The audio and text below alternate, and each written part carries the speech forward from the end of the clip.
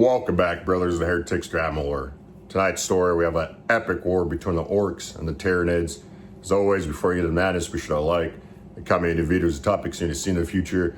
Be sure to subscribe from the Emperor. I want to thank you guys for the support. I've been killing it like always. Now, let's get into the madness. Skraga's gob had been dead before. Several times, according to the oldest mech boys, although none could agree on precisely how many.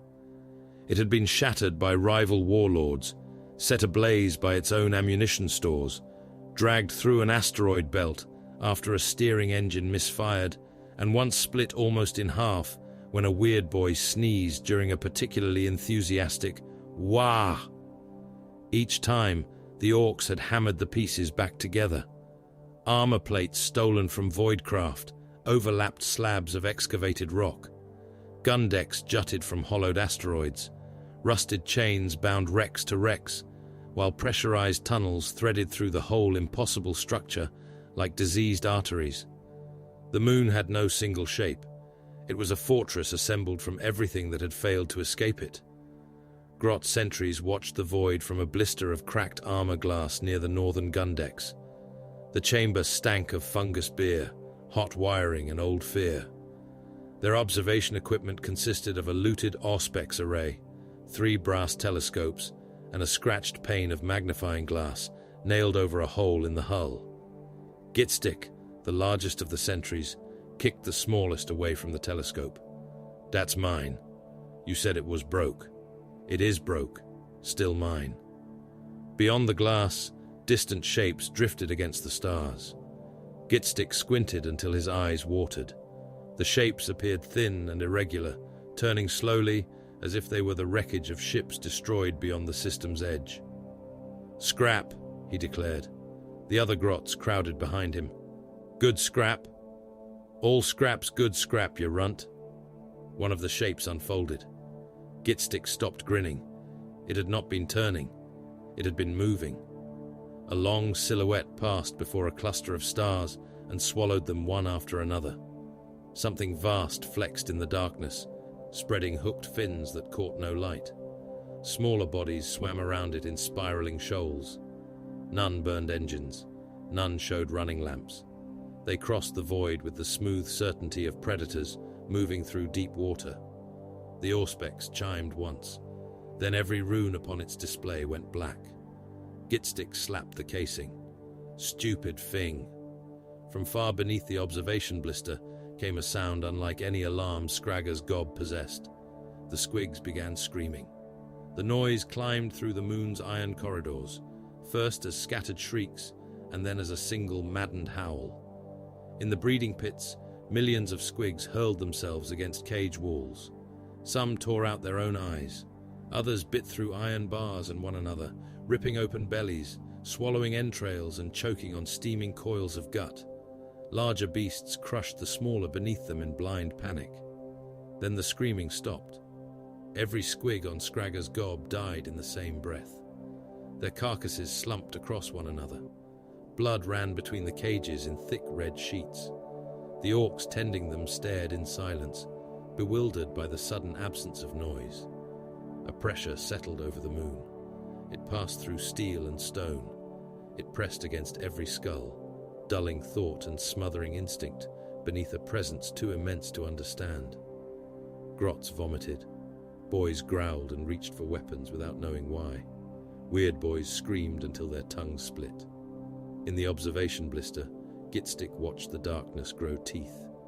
Hive fleet Voraxe emerged from the outer void. The largest organisms were greater than cities. Their carapaces shone dark crimson where the distant sun caught them, while the flesh beneath was black and wet-looking, as though the creatures had been flayed and dipped in oil. Bone-white feeder tendrils curled beneath their bodies. Some were slender enough to encircle a warship. Others were vast enough to embrace the moon itself. Escort organisms surrounded the hive ships in clouds. Spore masses drifted between them. Living torpedoes writhed inside transparent sacs. Great weapon symbiotes flexed along armored flanks, opening petaled mouths towards Skraga's gob. Gitstick found the alarm lever. He pulled it. Nothing happened. A bioplasma discharge crossed the void. There was no warning flash. One moment the northern gun decks existed. The next, a sphere of green-white fire consumed them. Armor kilometers deep became incandescent vapor. Cannon towers folded inward. Thousands of orcs vanished before they could feel themselves burn, leaving shadows scorched into bulkheads that survived for less than a heartbeat. The shock tore the observation blister from the moon. Gitstick saw the walls split. Air, blood, and screaming grots streamed into the void. His fingers closed around a cable as the chamber emptied around him. Frost spread across his skin. His eyes bulged. His lungs pulled against nothing. The last thing he saw was a feeder tendril opening like a pale flower. Then the flower swallowed him. More discharges struck Scragger's gob. Pyro acid splashed across the equatorial batteries and began eating through metal, rock, and bodies alike. Orcs fired artillery into the approaching organisms, but the corrosive deluge flowed over the gun housings, boiled through ammunition feeds, and dissolved crews inside their armor. One gunner continued loading shells after the flesh had sloughed from both arms. His bones scraped against the ammunition casing until the acid reached his chest and opened him from throat to groin. The moon's surviving guns answered. Shells, rockets, and beams of stolen energy tore into the vanguard. Escort organisms burst apart, scattering frozen organs across the void. A hive ship took 3 direct hits along its flank. Chitin shattered. Black flesh convulsed around wounds wide enough to swallow fortresses. The creature did not slow. Smaller organisms swarmed into the injuries. They clung to torn muscle, extruded fibrous tissue, and sealed ruptured blood vessels while the hive ship continued its approach. Scragger's gob had wounded the fleet. The fleet had noticed. The ramship headbutter translated into the moon's defensive zone through a cloud of drifting wreckage. Its prow was shaped like an orc skull with iron tusks. Engines coughed black flame from its stern. Rows of gun ports lined its battered flanks, several welded shut after mutinous grots had once tried to escape through them. The vessel had come to collect tribute for war boss Gorzag Ironmaw. Karguk Bonanyasha stood upon the command deck, one boot planted on the spine of the ship's pilot. "Dat ain't tribute," the knob said. The pilot, whose face was pressed against the deck plating, tried to turn his head. "No, boss. That's bugs." "Yes, boss. Lots of bugs. Loads, boss." Karguk considered this and lifted his boot.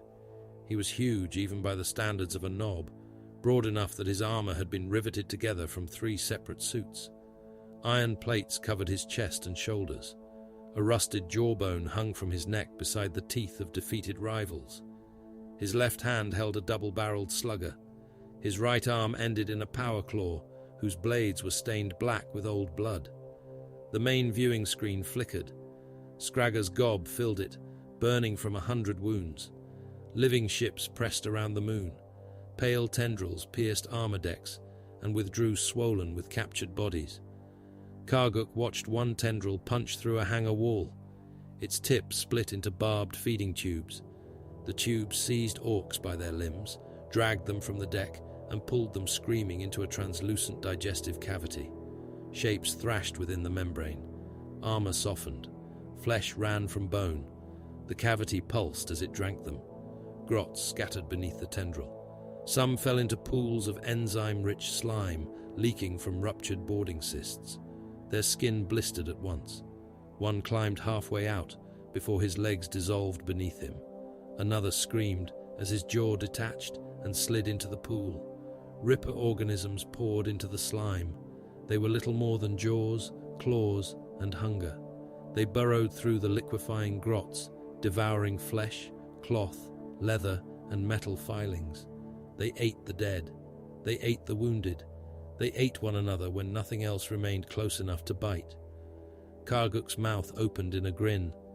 "Get us in there." The pilot stared at him. "Boss, the moon's getting ate." "I can see that. We could go tell Gorzag."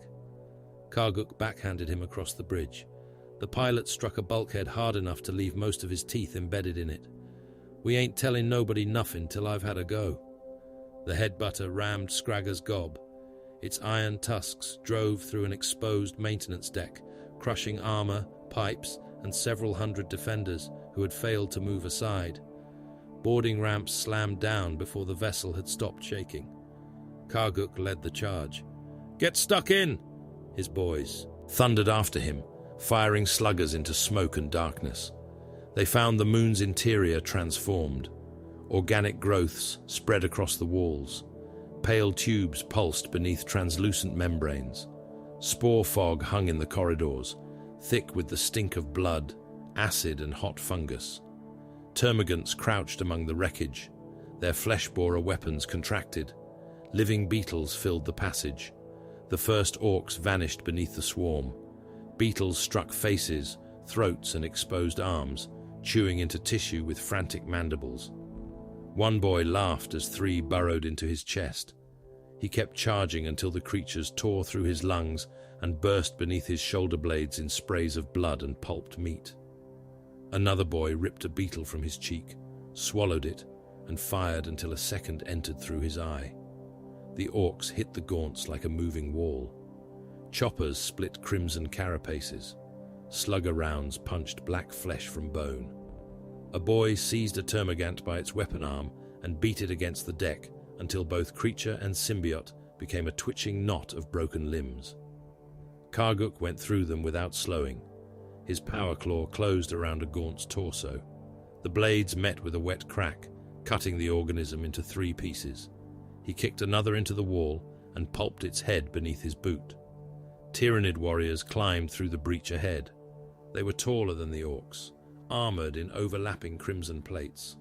Bone zords grew from their upper limbs. Death spitters flexed in their lower claws, vomiting beetle-like ammunition that burst against armor in sprays of acid and bone fragments. One warrior drove its sword through an orc's abdomen and lifted him from the floor. The blade opened inside the wound, splitting ribs and spilling coils of gut down the creature's arm. Karguk shot it in the face. The slugger blast cracked its cranial armor. Before it could recover, his power claw closed around its skull. He squeezed. Carapace fractured inward. Black blood jetted between the blades. The warrior's head collapsed with a crunch of bone and neural tissue, but its body continued fighting. Its sword slashed across Karguk's breastplate before he tore the upper torso away from the legs. He threw the remains aside. Dozens more warriors were climbing through the breach. Behind them came something larger. A carnifex forced its way through twisted armor, using scything talons to widen the opening. Cannon fire had destroyed its hind legs.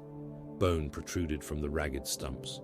Yet the beast crawled forward on its forelimbs, dragging its ruined bulk through the gore. Rippers covered its wounds. They consumed strips of hanging flesh and drank blood directly from severed vessels. They ate the carnifex, even as it continued to fight, reclaiming the biomass its body no longer required. The carnifex struck. A talon swept through a mob of boys. Bodies opened in a single line. Heads, arms, and slabs of torso struck the walls.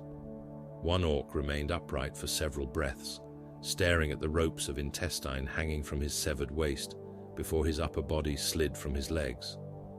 Karguk did not see rage in the creature. He saw no hatred, no triumph, no fear. It killed because the greater organism required killing. It crawled because the greater organism required movement. It permitted itself to be eaten because the greater organism required its flesh elsewhere. That, more than its strength, made it wrong. Orcs killed because killing was good. These things killed because killing meant nothing. Karguk raised his claw. "Come on, Den." A psychic command passed through the swarm. The change was immediate. The gaunts stopped hurling themselves forward. Warriors shifted into ordered ranks. The crippled carnifex dragged itself sideways, clearing the breach. Lesser organisms spread along the walls and ceiling, opening firing lanes with a precision no orc commander would have trusted from his own boys. The red crown entered the moon. The hive tyrant towered above its broods. A fan of crimson armor rose from its skull, ridged like the points of a jagged crown. Oil-black muscle flexed beneath bone-colored plates. A bone sword grew from one hand, its edge wet with venom. A lash whip writhed from another, tipped with hooks that opened and closed like hungry fingers. Karguk's banner-bearer charged first. The tyrant's sword entered beneath the orc's chin and emerged through the top of his skull. It lifted him from the deck. His legs kicked once. The blade twisted, breaking the head apart and scattering teeth, brains and fragments of iron helmet across the corridor. 3 knobs attacked together. The Red Crown moved with impossible speed. Its bone sword removed the first knob's arm and half his chest. The returning stroke opened the second from hip to shoulder, spilling organs from the wound before his body understood it was dead. A hoof crushed the third knob's knee backward. The tyrant seized him by the skull and tore his head free with the spine still attached. The lash whip caught another orc around the waist. It tightened, armor buckled, ribs snapped inward. The knob roared until pressure forced his stomach and intestines up through his throat. The lash released him only when his organs ruptured across his tusks. Karguk fired his slugger. Rounds sparked from the Red Crown's armor. The creature turned toward him, and the psychic pressure deepened. He felt the shape of its attention like a claw pressing into his brain. Karguk grinned. "Yeah, me." He seized a rocket launcher from a dead tank booster, jammed the muzzle against the tyrant's thorax, and pulled the trigger. The detonation threw both of them apart. Karguk struck the wall hard enough to crater it. His ears rang. Smoke rolled from his armor. Across the passage, the Red Crown rose from a heap of dead gaunts. Half its thorax was gone. Ribs of white bone framed pumping organs. Black blood flooded the deck. Tiny parasitic things writhed within it. They leapt upon nearby orcs, burrowing through skin and crawling beneath armor. One boy tore open his own belly trying to dig them out. The tyrant advanced. Karguk met it. Its sword cut through his shoulder plate. His power claw caught its upper arm and closed. Bone cracked, muscle parted. The limb fell, still gripping the living sword. Karguk stamped on it. The severed hand clawed around his boot. Feeder organisms raced over the tyrant's wound. They extruded strands of tissue, stitching vessels closed, while the creature struck with its remaining limbs. Karguk looked past it. More boarding cysts were opening. More organisms poured into the corridors. The moon's walls trembled as feeder tendrils tightened around its core. Scragger's gob was not losing. Scragger's gob was already dead. Karguk tore his boot free, seized the tyrant's severed talon, and bellowed across the Vox. "Back to the ship!" Several boys stared at him as though he had suggested surrender. Karguk crushed the nearest one's head. "Move, you thick gits! We're getting more lads!" That they understood. The orcs fought backward toward the headbutter. Karguk shoved, kicked, and killed his way through the press at the ramps. Boys packed the entrance until no one could move. He closed his power claw around the closest 3 and crushed them against the hull, clearing enough space for the others to surge aboard. The boarding ramps rose while Tyranids clung to them. Engines ignited. The headbutter tore itself free from the moon, carrying strips of armor and living tissue from the wound. Behind it, Scragger's gob came apart. Feeder tendrils opened the fortress layer by layer. Capillary organisms spread across exposed rock, rooting into fungal beds and subterranean reservoirs. They drained water, blood, and nutrient-rich slurry into waiting hive ships. Rippers carpeted the wreckage. Within hours, nothing living remained. The fortress moon became a sterile, cracked stone, turning silently beneath the shadow of Voraxe. Then the fleet changed course. Across the void, beyond dying moons and polluted worlds, the Mordaka system burned with the psychic pressure of billions of orcs. Voraxe felt the feast. Karguk carried the severed talon into Gorzag Ironmore's throne hall. The warboss sat beneath a mountain of guns, banners, and enemy skulls. He was enormous, clad in black iron, his lower jaw replaced by serrated metal. Knobs crowded the chamber. Mechs argued beside sparking machinery. Grots dragged ammunition crates through pools of old blood. Karguk threw the talon at the foot of the throne. Gorzag leaned forward. "What's this?" Bug. Big bug. Big enough. Karguk wiped black blood from his face. Day 8, Scragger's gob. The throne hall fell quiet. Gorzag lifted the talon, bit through its hooked tip, and chewed.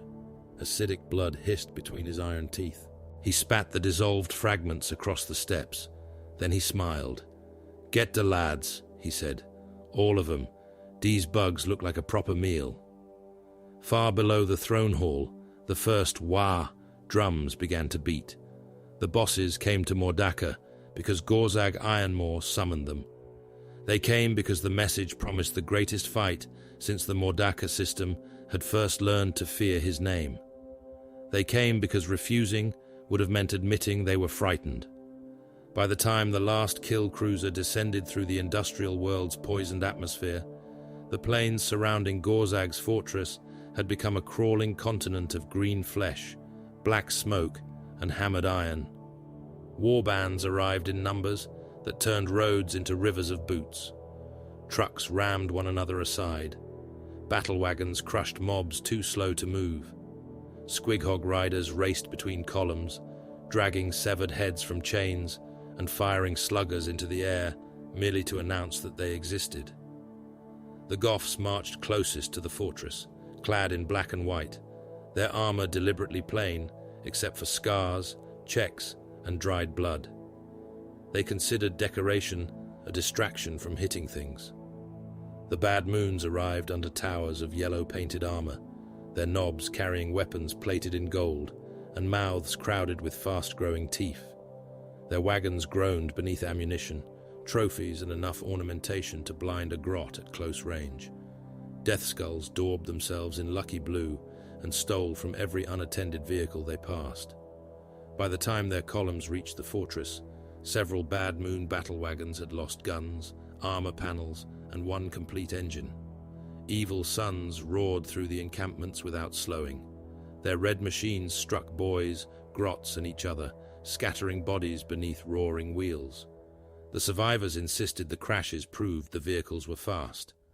Blood axes arrived in broken Imperial transports, marching beneath stolen banners and wearing peaked caps, camouflage scraps, and medals looted from dead officers. Other orcs jeered at their formations until the blood axes opened fire. Snakebites came last, riding beasts bred in polluted valleys where the soil could dissolve a man's boots. Their shamans spat at the aircraft overhead. Their boys carried choppers of stone, bone, and sharpened metal, and each mob dragged cages filled with things that snarled, snapped, or chewed through their restraints. Lesser warbands came between them in uncounted thousands. The throne hall could not contain all their leaders, so Gorzag had the western wall demolished. The bosses assembled beneath the open sky, standing upon a platform constructed from tank hulls, ship plating, and the broken statues of enemies whose names nobody remembered. Karguk Bonanyasha watched from beside the throne. He still carried the Red Crown's severed talon. The limb had been chained to his back, its crimson armor darkened by dried black blood. The hooked claw twitched whenever the heat rose, as if some remnant of alien nerve still remembered the desire to kill. The first argument began before Gorzag spoke. "Me Goths stand closest," growled boss Urgak Skullkicker. A Bad Moon war boss named Dregflash Goldgob spat a tooth at his feet. "Your Goths smell closest.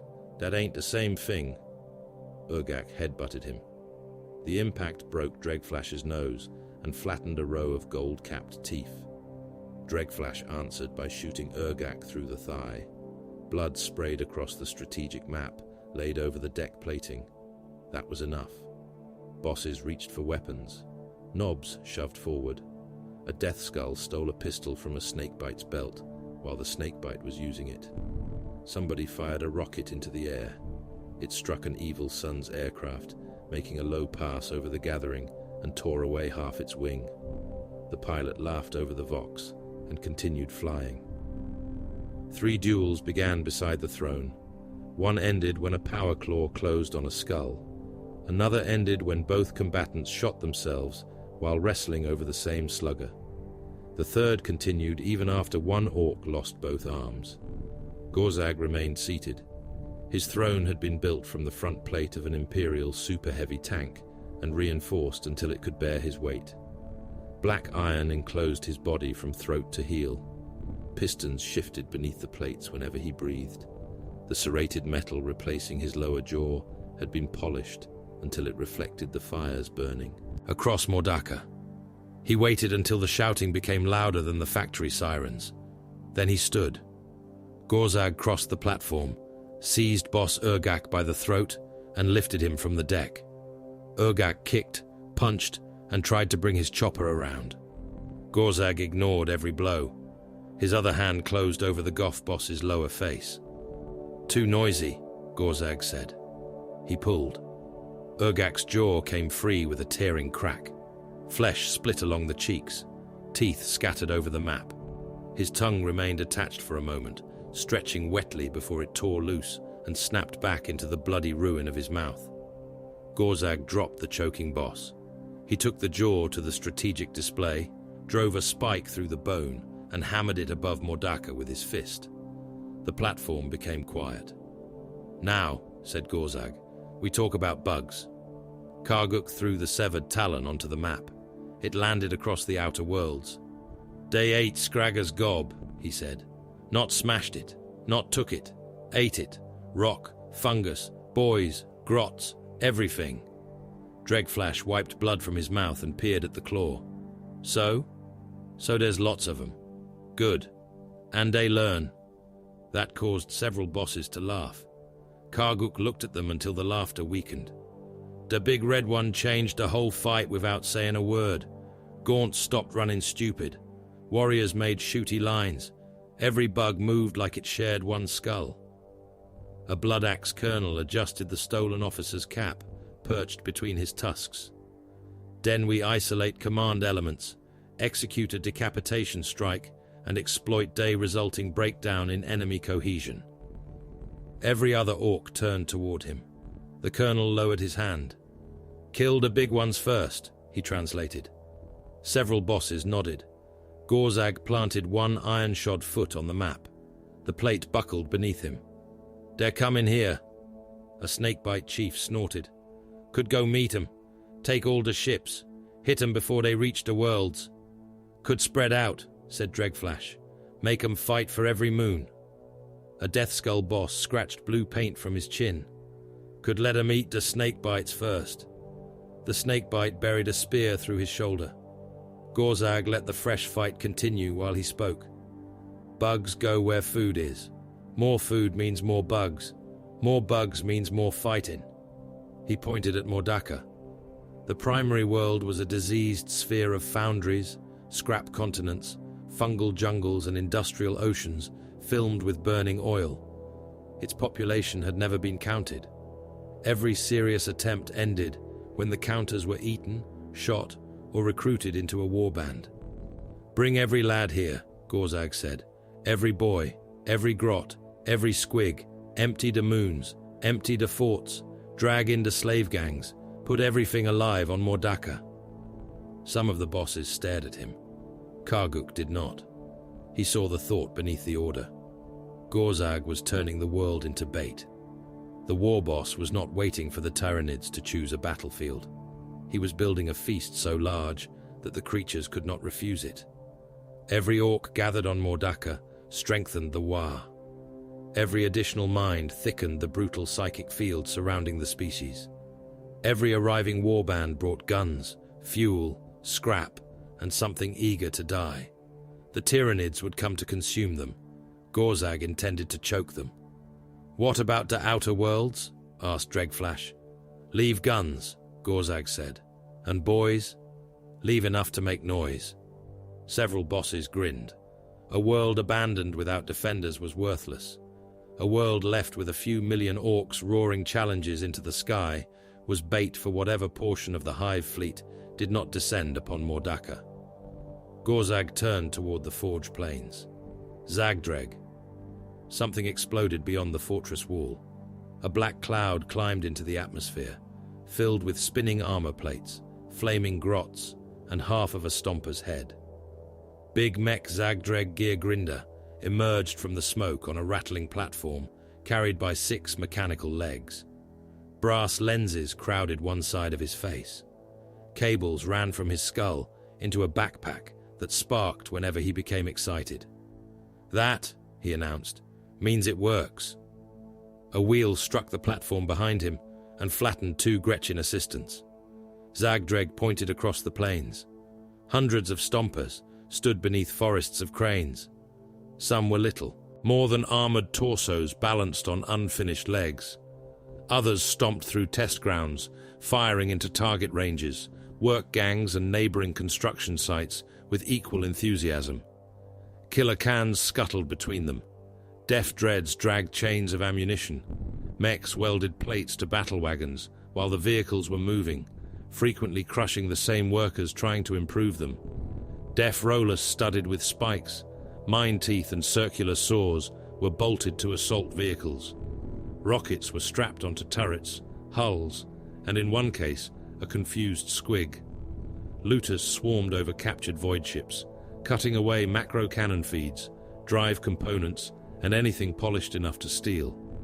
Mining lasers were ripped from excavation rigs and rebuilt as custom mega cannons.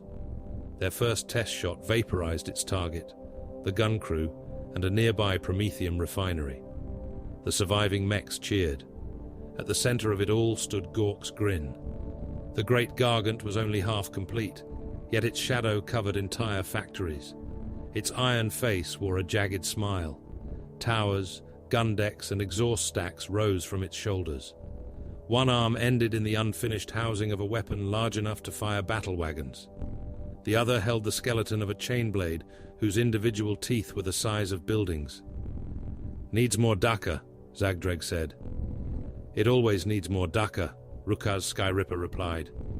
The flyboss dropped from the wing of a Daka jet, circling the platform, and landed in a crouch.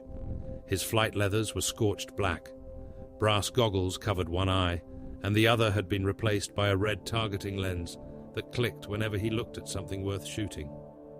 Above Mordaka, aircraft filled the sky. Daka jets screamed between smoke towers. Burner bombers lumbered beneath racks of incendiaries. Wazbomb blaster jets flickered behind unstable force fields, occasionally vanishing from one patch of sky and reappearing elsewhere with parts missing. Beyond the atmosphere, kill cruisers and attack craft gathered around weaponized rocks. Old mining asteroids had been fitted with engines, guns, and crude command decks. Some moved under their own power, others drifted wherever momentum carried them. Rukaz jabbed a thumb upward. "Fleet's mine." Zagdreg gave a metallic snort. "Fleet's scrap. Fast scrap. Bugs'll tear it apart." Rukaz's targeting eye focused on the mech. "I'll shoot the whole lot before it reaches orbit. You couldn't shoot your own backside if I painted a target on it." Rukaz drew his slugger. Zagdreg raised a custom blaster that hummed with gathering energy. Gorzag looked between them. "Save it for debugs." Neither moved. Gorzag's power claw activated with a growling discharge. Rukaz holstered his weapon. Zagdreg lowered his blaster. "Was only checking it," the mech muttered. The ground began to shake. A procession advanced through the encampments, scattering mobs and overturning food stalls. Squig hog riders charged ahead, their mounts bounding over trenches and chewing anyone too slow to flee. Beast snagger boys followed, dragging carcasses, cages, and trophy racks. At their head rode Graktoof Spinachewa. The beast boss stood upon a kill rig, hauled by a massive squig, with armor bolted directly into its hide. Graktoof wore pelts, bones, and plates cut from beasts killed across the system. One tusk had been replaced with a metal spike. Scars covered every patch of visible flesh. The kill rig stopped against the platform. The squig kept walking, chains strained. Its handlers were dragged beneath its feet until Graktoof struck it between the eyes with a powered harpoon. The beast settled with a disappointed growl. Graktoof climbed onto the platform and lifted the Red Crown's talon. "Dis from the biggest one?" "Not even close," Karguk said. Graktoof's grin widened. "Good. There were ship-sized ones. Better. Some could swallow gargants." Graktooth looked toward Gork's grin. "Den they got big heads." He threw the talon down. "The biggest beast is mine. I'm putting its skull over me rig." Zagdreg clicked his lenses. "Could make a gun out of it. Could make a hat out of you." The argument ended when Weird Boy Urzod screamed. He stood at the edge of the platform, chained between two iron posts. Copper rods had been driven through his armor and into the stone beneath him. His eyes shone green. Froth ran from his mouth. The gathering wah poured through him. Millions had already become billions. Their aggression, expectation, and hunger for violence accumulated around Mordaka like the pressure inside a loaded shell. Urzod's body shook as the energy sought release. Something else pressed back. The Weird Boy clawed at his skull. "Big mouth," he gasped. "Mouth bigger'n the sky." Green sparks crawled across his teeth. "Red Fing, keeps coming back. Kill it, comes back. Kill it, comes back meaner." A nearby boy laughed. Urzod turned toward him. The boy's skull exploded. Bone fragments struck the surrounding knobs. His body remained standing, blood pumping from the stump of his neck, until another orc shoved it aside. Two more heads burst in rapid succession.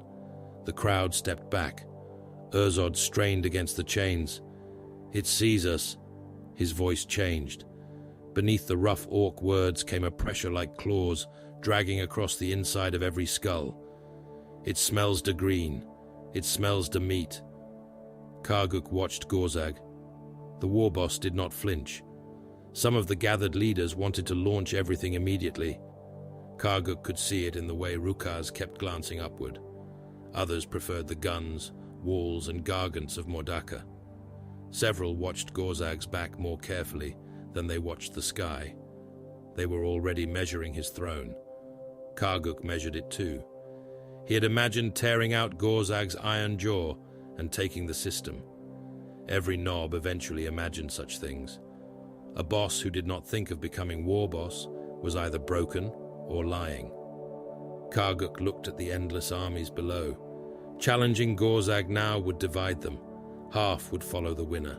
Half would fight because they disliked the result. The bugs would arrive to find the Wa bleeding itself dry. There would be time later. A proper challenge deserved a proper audience.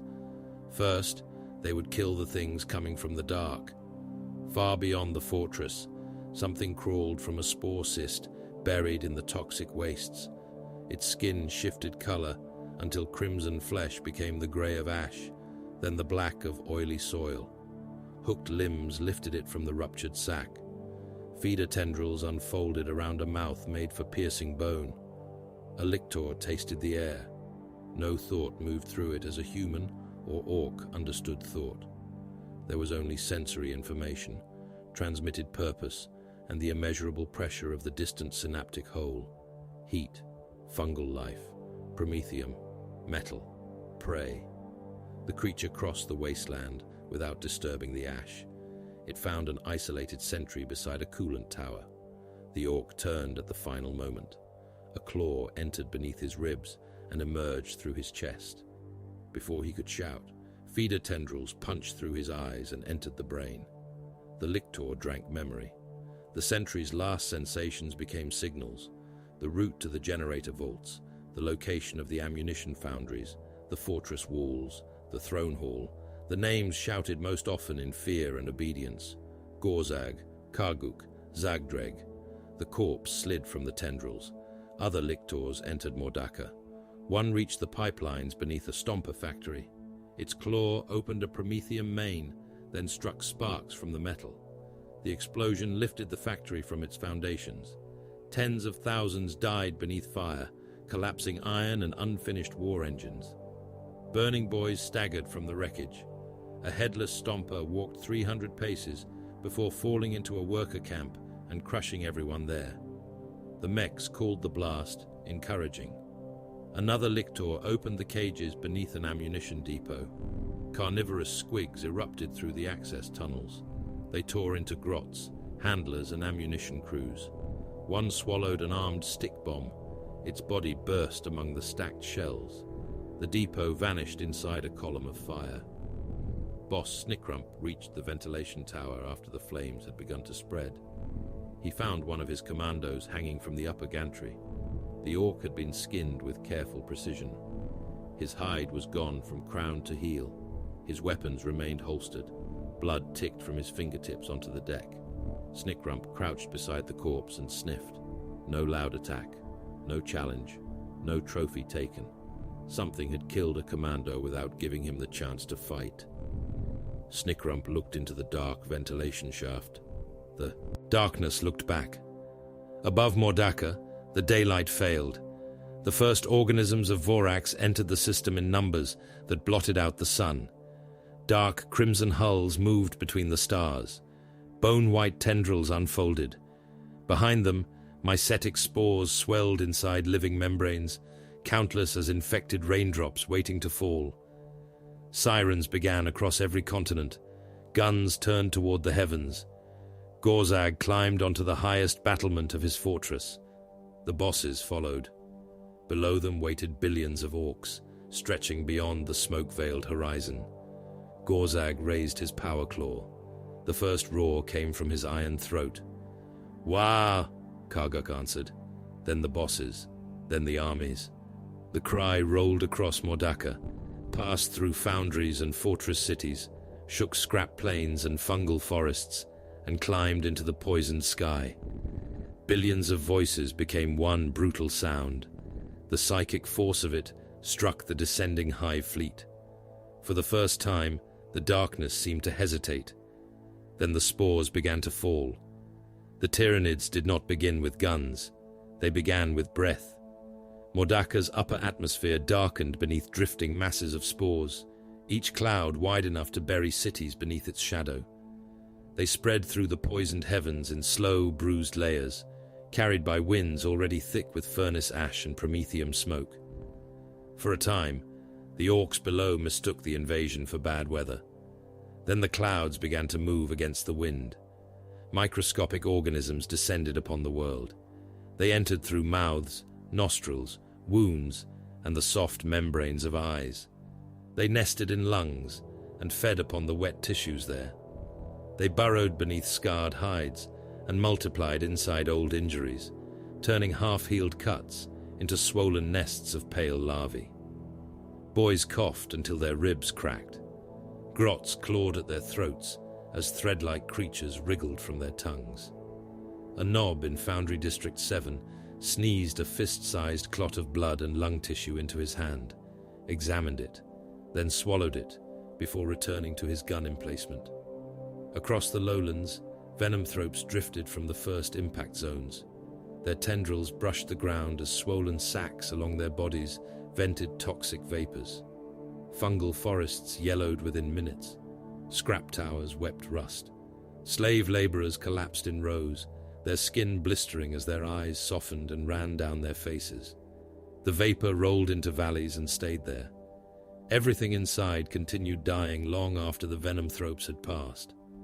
Above those poisoned basins, the sky developed wings. Gargoyles descended in flocks so dense that they joined horizon to horizon. Their bodies turned the daylight into a moving darkness. Millions became billions, all beating membranous wings in a rhythm too coordinated to be natural. Their mouths opened, revealing rows of needle teeth and living weapons fused into clawed limbs. The first flock crossed the fortress plains. The air filled with flesh-borer fire. Beetles fell like black rain. They struck armor, rock, and flesh, biting immediately upon impact. Orks disappeared beneath the living ammunition. Grots ran screaming with insects chewing through their spines. A mech slapped at a beetle embedded in his cheek until it reached his brain, and his hand stopped moving. The anti-air guns opened fire. Flak shells burst inside the swarm. Great holes appeared in the living cloud, each filled with tumbling wings, severed limbs, and dark blood. The holes closed at once as more creatures poured through them. Searchlights stabbed into the sky. Sirens howled. Then the aircraft came. Flyboss Rukaz Sky Ripper led the first wave from the nose of his Daka jet, one hand on the control stick and the other gripping a lever labeled with a crude glyph meaning more. His aircraft shook around him. Its engines had been overcharged until the exhaust burned white. The wings were crowded with super shooters, ammunition drums and rockets attached wherever the mechs had found enough metal to hammer in another bolt. Behind him flew everything Mordaka could force into the air. Daka jets screamed above the battlements in red, yellow, blue and black formations that became meaningless the moment the pilots sighted the enemy. Burner bombers climbed beneath racks of incendiary payloads. Wazbomb blaster jets flickered through the clouds, surrounded by unstable force fields. Defcopters rose from courtyards and factory roofs, their rotors chopping spores and stray grots into wet fragments. Rukaz keyed the Vox. "Keep up, you slow gits," a pilot answered from somewhere behind him. "Your left engine's on fire. That's why I'm faster." He pulled the Daka jet into a climb. The gargoyle swarm rushed down to meet him. Rukaz fired. Every gun on his aircraft began roaring at once. Muzzle flashes ran along the wings. The recoil shook rivets from the hull. Streams of shells ripped through the leading gargoyles, shredding carapaces and turning black flesh into airborne mist. The Daka jets behind him opened fire. The sky became a grinder. Gargoyles burst against cockpit glass. Their claws tore through wings and control surfaces. Living ammunition struck pilots through open canopies, burrowing beneath flight leathers, while the Orks laughed and held down their triggers. Aircraft collided with one another inside the swarm and continued firing as they fell. The burner bombers released their payloads. Incendiaries tumbled into the spore clouds and ignited. Fire spread through the atmosphere in expanding walls. Spores combusted by the trillion. Burning gargoyles fell in sheets. The flames raced across kilometers of sky, bright enough to throw black shadows across entire continents. For several heartbeats, the heavens burned clean. Then the Harridans came through the fire. They were vast winged organisms, each large enough to carry broods beneath its body. Crimson armor covered their backs. Their mouths opened around tusks like siege blades. Wings wider than fortress walls beat through burning clouds without slowing. One struck a burner bomber head-on. Talons passed through the aircraft, the pilot and both engines in the same motion. The wreck tore apart behind the creature. Flaming fuel washed across its underside. Gargoyles clinging beneath it caught fire, released their grip, and dropped screaming toward the Ork lines. Another Harridan swept through a Daka jet formation. Its wing edge sliced 3 aircraft in half. Pilots and engine blocks spun away together. One Ork clung to the remains of his cockpit, still firing his slugger into the Tyranid's belly as he fell. Winged warriors descended around the Harridans. Some carried biocannons, whose sphincter mouths contracted and spat streams of acid. The fluid struck aircraft and began eating through them before impact had finished. Armor peeled away. Cockpits filled with corrosive vapor. Pilots cooked inside their own gear, their skins sloughing from bone, while their hands remained locked upon the controls. None ejected.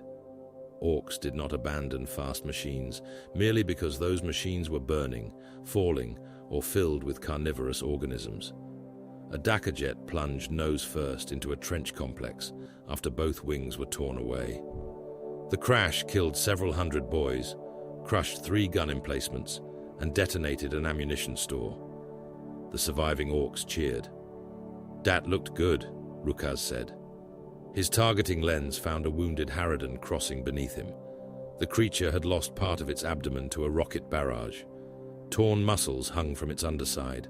Loops of intestine streamed behind it through the sky. Gargoyles continued dropping from brood cavities ripped open along its flank. Rukaz pushed the control stick forward. His Daka jet dived. The Harridan turned, sensing him through eyes that were only fragments of the awareness guiding the fleet. Its jaws opened. Bioacid sprayed upward. Rukaz rolled through the stream. Droplets struck one wing and burned holes through the metal. Warning lights flashed across his controls. He punched them until they stopped. The wound in the Harridan's abdomen widened ahead of him. "This'll be funny." He flew into it. The Daka jet entered the creature through torn muscle and boiling blood. Its wings struck organs. Super shooters fired continuously, shredding tissue from within. The cockpit vanished beneath black gore, entrails wrapped around the fuselage. Small defender organisms clawed from sacks inside the Harridan and burst against the spinning engine blades. Rukaz could see nothing. He continued firing. The Daka jet tore from the creature's back in an explosion of ribs, meat, and shattered crimson armor. One engine coughed out a length of pulsing intestine. The other sprayed blood through its exhaust until the heat turned it to red vapor. Behind him, the Harridan folded in the air. Its body struck the plains like a collapsing fortress. The impact crushed Orks, Tyranids, artillery, and several acres of trenchworks beneath a mountain of ruptured flesh. Rukaz wiped gore from his goggles. Still counts. The aerial battle spread across Mordaka until no commander could understand it as a whole. There were only local storms of violence. Aircraft chased winged organisms through factory canyons. Gargoyles drowned gun towers beneath bodies. Burning wrecks fell into marching columns. Dead Tyranids struck the earth like barbed hail, their talons impaling boys and grots where they stood. Then the mycetic spores landed. The first struck Foundry District 9. It fell from the clouds as a swollen mass of meat wrapped in smoking membrane. Anti-aircraft shells burst across its surface without stopping it. The pod slammed into the trench line and buried itself deep enough to throw tanks, bodies, and armor plate into the air. More impacts followed. The ground convulsed. Mycetic spores fell among the Orks by the thousands. Some crushed entire mobs beneath them. Others struck manufactoria and burst through roofs into machinery halls packed with workers. Each pod opened along pulsing seams, peeling apart like a diseased organ. Hormagaunts erupted from the first. They came in a flood of crimson carapace and hooked limbs.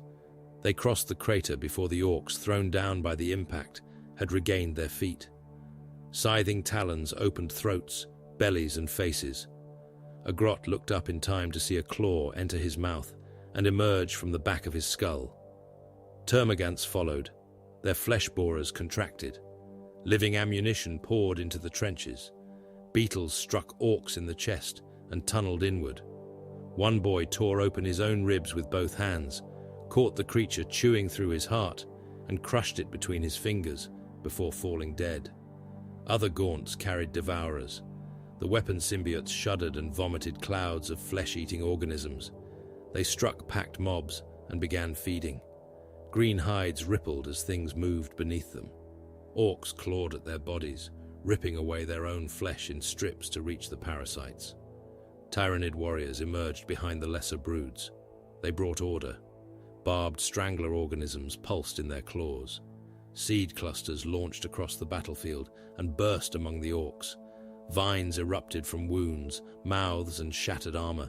They grew with obscene speed, winding around limbs and throats, pulling bodies together into tightening masses. A whole mob disappeared beneath the growth. The vines contracted. Bones snapped in sequence. Blood poured through the woven thorns. Heads burst between tightening strands, while the strangler continued feeding on the bodies it had crushed. The Orks answered with Daka. Big shooters hammered from sandbagged pits. Def guns filled the air with streams of incandescent shells. Rockets crossed the landing zones trailing black smoke and struck mycetic spores before they finished opening. Scorchus washed gaunt broods in burning promethium. Looted artillery threw shells large enough to scatter shattered Tyranids across neighboring districts. The landing zones ceased to resemble battlefields. They became layers. Chitin lay beneath flesh. Flesh lay beneath wreckage. Wreckage disappeared under fresh bodies. Orks charged before the smoke cleared, trampling their own wounded into the mud, because slowing would mean missing the fight. There were no lines, only thousands of massacres spreading into one another. Karguk Bonanyasha rode at the front of a battle wagon column through Foundry District 9. The Red Crown's severed talon hung from the vehicle's prow. It struck the armor with every jolt, leaving streaks of black residue across the iron. His knobs crowded around him. The battle wagon's deaf roller turned ahead, its spikes clogged with gaunts. Bodies wrapped around the drum and burst beneath its weight. The machine crossed the termagant swarm by grinding it into a slick carpet of cracked shell, pulped organs, and twitching limbs. "Faster!" Karguk roared. The driver looked back. "Roller's full, boss! Den fill it more!" The column accelerated. Battle wagons smashed through the swarm, guns firing in every direction. Boys hung from armor rails, shooting at anything close enough to bleed. A termagant leapt onto the lead vehicle. Karguk caught it by the throat and dragged its body across the armor until a smokestack tore it in half. Something enormous struck the wagon's side. The world rolled. Karguk was thrown into the gore. The battle wagon overturned behind him, crushing its crew beneath tons of armor. A carnifex stood over the wreck. Its crimson carapace bore fresh impact scars. Scything talons opened and closed above a mouth dripping ropes of black saliva. It charged. One talon passed through two knobs and pinned them together. The other cut a boy from shoulder to hip. His organs fell out in a steaming heap before his body struck the ground. Karguk fired his slugger into the carnifex's face. The creature lowered its head and came on. He met it with a roar. The impact threw him beneath its chest. A hoof crushed the orc beside him into a stain. Karguk climbed the carnifex's forelimb, driving the blades of his power claw into joints and armor seams. The creature thrashed, scattering boys with sweeps of its talons. Karguk reached its back. He raised the claw and punched through the skull. The blade sank between armor plates, entered bone, and closed around the neural mass. The carnifex continued killing. One talon swept through a gun crew. Another opened an orc from pelvis to throat. Karguk twisted his arm. The power claw closed. The carnifex's head collapsed from within. Black brain tissue erupted through its eyes and mouth. Its limbs struck twice more before the body fell. Karguk rode it into the mud. A pressure passed across the district. The swarm changed. Warriors lifted their heads. Gaunts broke away from the densest gunfire and streamed through gaps between foundries. Raveners disappeared into ruptures in the earth, their serpentine bodies driving beneath artillery positions. The Red Crown stood upon a ridge of corpses. The new Hive tyrant carried the same fan of crimson cranial armor as the beast Karguk had fought aboard Skraga's gob. Its thorax bore no wound. All its limbs were whole. A heavy venom cannon grew from its lower arms, joined to its body by cords of pulsing tissue. It fired. The projectile struck a battle wagon and punched through front plate, engine and crew compartment. The organism inside the round burst. Acidic venom filled the vehicle. Armor melted around the orcs trapped within. Their bodies ruptured under the pressure. Blood, molten iron and corrosive fluid sprayed through every firing slit before the wagon exploded. The Red Crown fired again. An artillery tower folded in half. Raveners erupted beneath the surrounding batteries. Gun crews vanished into collapsing pits. Serpentine bodies coiled around cannons, tearing platforms apart, while warriors redirected the gaunts around every surviving kill zone. Karguk stared at the tyrant. It stared back. Then Gorzag Ironmaw entered the district. The war boss came through a manufacturing wall rather than use the gate. His mega armor had been built from the frontal hull of a looted battle tank. Pistons drove every step. Exhaust stacks spat black flame from his shoulders. A power claw large enough to crush a transport growled upon one arm, while the other carried a combi rocket welded around a heavy caliber firearm. He fired into the warrior brood. The rocket struck the central creature and detonated. Crimson armor, limbs and burning organs scattered across the avenue. Gorzag charged through the blast. His power claw closed around another warrior and crushed it from shoulders to pelvis. He used the body as a club until it came apart. A bone zord struck his chest and shattered against the tank plate covering it. The war boss laughed. Around him, wounded orcs rose. A boy with one arm climbed from beneath a corpse mound because Gorzag was watching. A knob held his intestines inside his body with one hand and charged with the other. Burned boys who had been crawling away turned back toward the enemy. The wah swelled. The Orks surged with it. The Red Crown withdrew beneath a shield of warriors. Gaunts died by the thousand covering its movement. The first invasion wave began to collapse. Mycetic spores burned in their craters. Tyranid bodies piled against the foundries until their uppermost layers slid upon the blood of those beneath. By nightfall, the Orks believed they had won. They lit fires among the dead. Doc Scabsaw arrived with orderlies carrying hooks, saws, and stained metal trays. He ordered living warriors dragged from the corpse fields. They were nailed to tables while he cut away armor and prodded exposed organs to see what still tried to bite him. Cooks hauled smaller organisms toward the flames. Boys drank fungus beer from hollowed skulls. Knobs argued over trophies. Someone began roasting a gaunt on a length of pipe. Then the corpses moved. Crimson carapaces split open. Rippers poured from within the dead. They came from stomachs, weapon cavities, and swollen wounds, thousands becoming millions. They consumed Ork corpses beside Tyranid remains. They stripped flesh from wounded boys before those boys could stand. The victory feast became screaming, gunfire, and snapping jaws. The ground beneath the fires bulged. Karguk turned. The earth opened. A Morlock erupted through the feast, its vast jaws spreading around an entire mob. Teeth closed. Orks, tables, burning carcasses, and vehicles vanished into its mouth. The creature rose higher, carrying tons of soil and broken fortification upon its armored back. Across the continent, the ground began collapsing. Trigon tunnels opened beneath trenches, foundries, and gun lines. Whole districts sagged into darkness. Claws rose from below.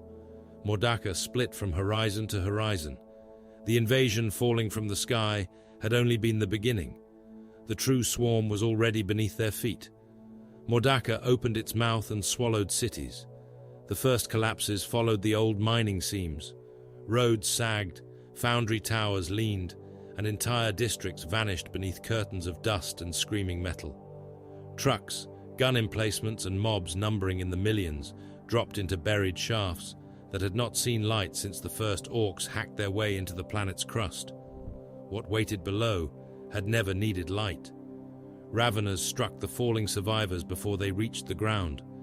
Their serpentine bodies uncoiled from ledges and ruptured machinery, scything claws opening Orks in midair. Boys landed in heaps of their own severed limbs. Grots struck the tunnel floors and found talons waiting beneath them. Those who survived the fall rose firing, filling the darkness with muzzle flashes and wild laughter. Then the Morlocks moved. They drove through earth and ferrocrete as though the planet were wet meat. One erupted beneath a buried manufactorum, splitting the structure from foundation to roof. Its jaws closed around a production line, and the workers chained to it. Iron, flesh, and machinery disappeared together. The creature dived again, dragging the ruined factory into the tunnel behind it. Trigons followed the paths cut by the greater beasts. Their bioelectric organs flashed blue-white through the dark, burning Orks into blackened silhouettes. Wherever they passed, broods poured after them. Hormagaunts filled mine galleries. Termagants infested drainage channels. Tyranid warriors climbed through forgotten ammunition vaults and slaughtered the mobs sheltering there. The war above Mordaka remained a storm of artillery and falling spores. The war beneath it became something closer to butchery, performed inside a grave. Boss Snickrump descended through a sewage conduit at the head of his commandos. Each Ork had blackened his armor with ash, sump oil, and the blood of anything foolish enough to ask why. Ragged camouflage nets hung from their shoulders. Their sluggers wore crude suppressors made from exhaust pipes, cloth, and pieces of dead grot. Burners, stick bombs, and stolen mining charges filled their packs. The charges had warning runes stamped across their casings. Snickrump had scratched them out. Warnings made Grots nervous. The commando boss crouched beneath a rusted pipe and held up one fist. The column stopped. A Grot near the rear continued whispering, "Why we stopping? Is der bugs? I can't see no bugs. Maybe they can see us. Maybe..." Snickrump reached back, found the grot's throat, and pushed a knife through it. The whisper became a bubbling hiss. Snickrump lowered the body without allowing its equipment to clatter. "Quiet," he said. The commandos nodded. Snickrump understood patience. He understood waiting while prey passed within arm's reach. He understood camouflage, misdirection, and the rare tactical value of running away before returning with more explosives. Most orcs considered such methods suspicious. Snickrump considered most orcs dead before they knew they were being hunted. He moved forward. The sewage channel no longer carried waste. A translucent membrane covered the walls. Dark. Fluid traveled through pulsing veins beneath it. Every few paces, vents opened like toothless mouths and drew air into the living tissue spreading through the tunnel. The planet was being rewritten. Metal supports disappeared beneath muscle. Pipes had been absorbed into fibrous growths. Egg clusters hung from ceilings in sticky sacks, shapes moving inside them. Some contained gaunts folded around themselves. Others held things too incomplete to name, soft bodies assembling beneath chitin that had not yet hardened. A commando prodded one with his chopper. The sack split. A pale organism landed on his face. Snickrump shot him through the head before the thing finished burrowing through his eye. The suppressed slugger coughed. Bone and brain matter struck the living wall. Feeder tendrils emerged from the membrane and began drawing the blood inward. The corpse had not finished falling before the tunnel started eating it. "Don't poke stuff," Snickrump said. The commandos moved on. They passed beneath a ruined factory whose lower levels had become a digestion chamber. Orc corpses floated in pools of yellow fluid. Armor plates softened and bent beneath the enzymes. Green hides sloughed from muscle. Teeth, bullets, and scraps of metal collected at the bottom before smaller organisms swallowed those as well. Some of the bodies still moved. One boy had lost everything below the chest. He floated upon his back, firing a slugger at rippers crawling across him. Each shot killed one. Hundreds replaced it. They entered his wounds, ate through his exposed organs, and forced his ribs apart from within. He saw the commandos. "Oi," he called. "Give us a hand." Snickrump threw him a stick bomb. The boy grinned, pulled the pin, and pushed it beneath the fluid. The explosion threw burning nutrient slurry across the chamber. Rippers burst against the walls. The half-eaten orc vanished in a red cloud. "Good lad," Snickrump said. Beyond the digestion pools, capillary structures pierced upward through the rock. They were pale, thick as fortress towers, and filled with ascending rivers of liquefied biomass. Their roots spread through the underworks, draining water reservoirs, corpse pits, and fungal beds. The Tyranids were not waiting to win the surface war. They had already begun drinking the world beneath it. Snickrump placed mining charges against the nearest capillary route. His commandos followed, packing explosives into cracks and vascular junctions. Something clicked in the darkness. Every commando froze. The sound came again, claw against metal. Snickrump raised 2 fingers. His boys spread out. The first Genestealer crossed the ceiling too quickly for the eye to follow. One moment there was only pulsing membrane. The next, a commando's arm struck the floor with his slugger still in its hand. The orc looked at the stump. The Genestealer opened him from throat to pelvis. 4 claws passed through armor and flesh. His ribs spread apart. Intestines spilled over the creature's lower limbs as it vanished into the machinery beyond. The commandos fired. Suppressed sluggers coughed into darkness. Shells sparked against old pipes. A Genestealer appeared behind them, tore the head from one orc, and drove its inner claws through another's spine before a burner washed it in flame. More came. They emerged from vents, egg clusters, and the spaces between machines. Their crimson carapaces flashed through smoke. One severed both legs from a commando, caught him before he hit the ground, and used his body to shield itself from gunfire. Another struck Snickrump. He turned with the blow. Claws scored across his breastplate instead of entering his chest. Snickrump drove his knife into the creature's throat. It ignored the wound and opened its jaws. He pressed his suppressed slugger beneath its chin. The shot emptied the back of its skull across the ceiling. The brood nest awakened around them. Egg sacs ruptured. Machinery shook as organisms crawled from within it. Genestealers filled every route leading back to the shaft. Snickrump checked the promethium pipes running above the chamber. They were old. They were leaking. They were perfect. He keyed the vox. "Boys into lower gallery." A voice answered through static. "Yeah, boss. Bugs coming. We know. Hold 'em. How long?" Snickrump looked at the detonator. "Till you're dead." He cut the vox. Almost 200 orcs were fighting in the lower gallery. Their gunfire rolled through the tunnels, drawing the brood toward them. Snickrump's commandos climbed the maintenance gantries, while the trapped mob roared beneath. Genestealers fell upon the orcs. The gallery became a blur of claws, gunfire, and dismembered bodies. Boys were opened before they could swing. Genestealers were beaten apart beneath choppers and boots. The dead packed the narrow ground until the living fought knee-deep in torn flesh. Snickrump struck the detonator. Mining charges opened the promethium main. Fuel flooded the gallery. He dropped a burning rag. The chamber became a furnace. Fire filled every tunnel, vent and brood cavity. Hundreds of orcs vanished inside the first blast. Thousands of Tyranids burned with them.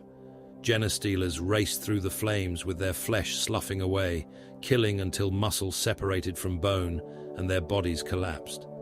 Snickrump watched from behind a blast door. "Very sneaky," he said. Elsewhere, Karguk Boninyasha descended through a shaft wide enough to carry mining crawlers. He brought mobs, not commandos. Boys crowded the lift cages, clinging to chains and each other, while the machinery lowered them through smoke. Some fired into the darkness for entertainment. Others threw grots over the rail to see how long the screams lasted. Weird Boy Urzod hung inside an iron restraint beside Karguk. Copper cables ran from the Weird Boy's skull into grounding plates bolted beneath the lift. Green light pulsed behind his eyes. Each beat brightened as they descended. Above them, the Wah filled Mordaka's surface with aggression. Billions of orcs fought, roared and died beneath the spore-darkened sky. Their psychic presence pressed downward through the planet. Below, another pressure waited. The shadow in the warp was not silence. It was hunger so immense that every other thought became small beside it. Urzod trembled between the two powers. "Too green," he muttered. "Too many teeth.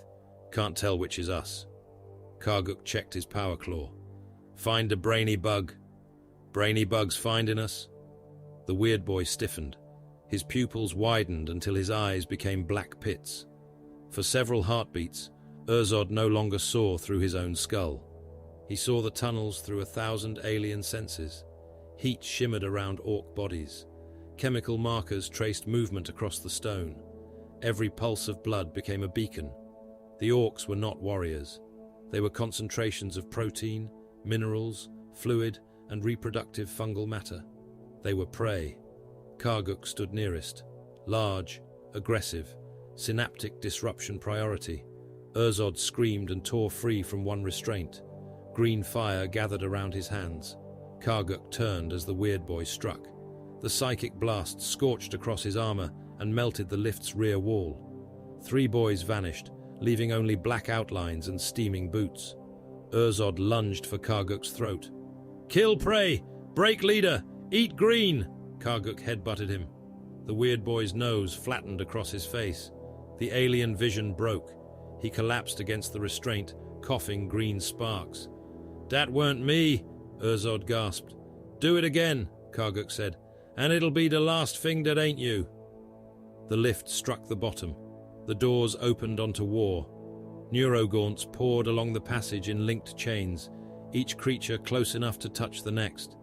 Their bodies were small beside the warriors, but fleshy nodes pulsed along their backs. Synaptic energy traveled through the relay brood, flashing from beast to beast and spreading the controlling presence through kilometers of tunnels. The orcs opened fire. Neurogaunts burst beneath slugs. Their bodies came apart in sprays of pale tissue and luminous fluid. The chains reformed around the dead, other organisms filling each gap without hesitation. Something floated beyond them. The neurotyrant moved above a mound of vascular tissue, its swollen cranial mass protected by ridges of crimson armor. Tendrils hung beneath it, twitching in the air. Its body seemed small beneath the grotesque weight of its brain. Its presence filled the chamber. A psychic wave struck the Orks. Heads exploded across the front ranks. Skulls opened from within, showering armor with bone and steaming brain matter. Grots clawed out their own eyes and pushed fingers into the sockets, trying to tear the pressure from their minds. Boys turned their guns upon shadows, each other and their own faces. Urzod convulsed. The lift's iron frame bent toward him. Bolts tore free from the walls. His back arched until the metal restraints cut through armor and into flesh. The neurotyrant pulsed again. Karguk forced himself forward. The chamber swarmed between him and the creature. Neurogaunts carried its will. Hormogaunts closed every path. Tyranid warriors stood beneath the floating beast, their weapons already firing. Karguk looked at the mobs behind him. "Go on, Den." The boys hesitated. He killed the nearest with his power claw. "Forward!" they charged. Karguk drove mob after mob into the psychic killing ground. Heads burst. Devourer organisms stripped flesh from bone. Hormogaunts opened Orks and vanished beneath the bodies falling on top of them.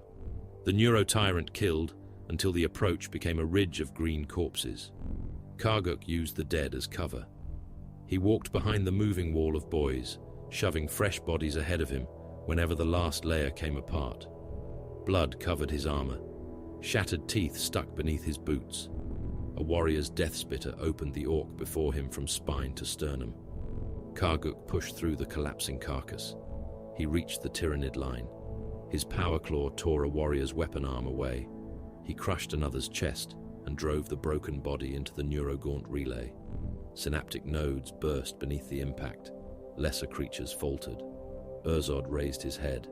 The Wah surged through him. Green lightning struck the neurotyrant. Its cranial armor split. Karguk leapt onto the mound beneath it. Tendrils lashed his face. Psychic pressure drove blood from his nose and ears.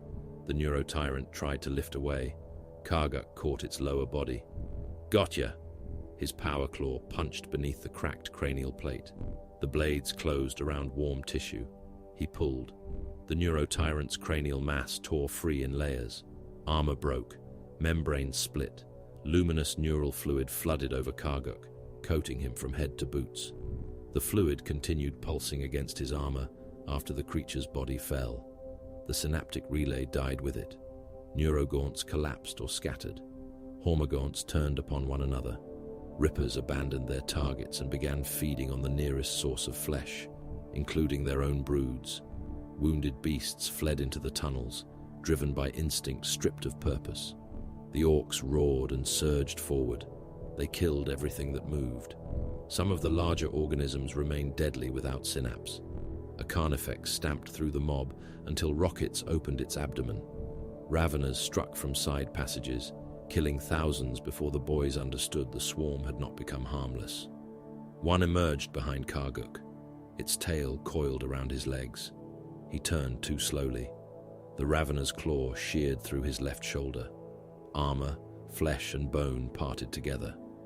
Karguk's arm fell with his slugger still clenched in its hand. Blood burst from the stump. The ravener opened its jaws. Karguk caught its skull in his remaining power claw and crushed until its teeth pushed inward through its palate. He looked down at his severed arm. "Dat was me, good one." Doc Scabsaw operated while the battle continued around them. Karguk sat upon an ammunition crate, watching boys burn egg clusters in the tunnels. Scabsaw sawed the ruined shoulder flat, drilled mounting holes through bone, and bolted a deft dread arm into the socket. The bionic limb was too large. Its iron hand could have closed around Karguk's chest. "Hold still," Scabsaw said. "I am holding still." The new arm spasmed and crushed an orderly against the wall. "See? Works. Scabsaw connected the final cable. Pain flooded Karguk's body. He refused the fungus sedative offered to him. He watched the last Tyranid nests burn as the mech pistons learned the rhythm of his muscles. The hand opened. It closed. It opened again. Then it snapped shut around Karguk's own throat. He tore it free with his power claw. "Needs fixing. Needs training," Scabsaw said. By dawn, the surviving orcs climbed from the underworks. They emerged blackened, blood-soaked, and carrying trophies cut from creatures that still twitched. Behind them, tunnels burned and capillary roots collapsed. The boys believed the underground war was finished because they had killed the largest thing they had seen. Across the plain, a mycetic spore opened. A hive tyrant stepped from the wet membrane. The fan of crimson armor marked it as the Red Crown. This body was heavier than the last. Frontal plates overlapped across its chest and skull. Its limbs were reinforced with dense ridges of bone. Armor covered the joints where power weapons had severed earlier incarnations. Karguk watched it rise. The bionic hand beside him clenched without command. The Tyranids had remembered every wound. Now they had built something meant to survive him. The full strength of Mordaka moved at dawn. It came from fortress cities whose gates had not opened in centuries. It poured from fungal wildernesses, refinery warrens, mine complexes, and scrap settlements built inside the bones of forgotten war engines. It climbed from the underworks, still slick with Tyranid blood. It descended from orbit in burning landers and armored rocks whose pilots considered surviving impact a sign of poor commitment. Billions of orcs advanced. The green tide covered highways, ash plains, and industrial valleys. Mobs packed the ground so tightly that boys marched upon the shoulders of those in front. Battle wagons forced paths through them, crushing the slow beneath deaf rollers before vanishing beneath fresh ranks. Squig herds surged between smoke-belching trucks. Killer cans and deaf dreads stamped over broken ground, while stompers moved behind them like crude iron gods. The roar of the wah became more than sound. It entered the soil. It rattled teeth inside jaws and shook bolts from factory walls. Sludge rippled in poisoned reservoirs. Dead machines sparked back into life beneath the psychic pressure of uncounted orc minds, united by the certainty that something magnificent was about to be killed. Karguk Bonanyasha stood upon the forward armor of his battle wagon and felt the world vibrate through his boots. His new left arm hung beside him, oversized and ugly, its deaf dread claws flexing whenever he became angry. Since he was almost always angry, the limb had already crushed 3 grots, a mech, and part of the wagon's steering column. His right power claw growled with a steadier hunger. The horizon ahead was red. Tyranids covered it from one end of the world to the other. Gaunts formed the first living layer, hundreds of millions packed into valleys and across the ruins of habitation zones. Hormagaunts crawled over termagants. Termagants climbed across the backs of those crushed beneath the pressure of the swarm. Tyranid warriors rose among them like crimson watchtowers, each synaptic beast carrying a fragment of the hive mind's command. Behind the gaunts came the monsters. Carnifex broods shook the ground with every stride.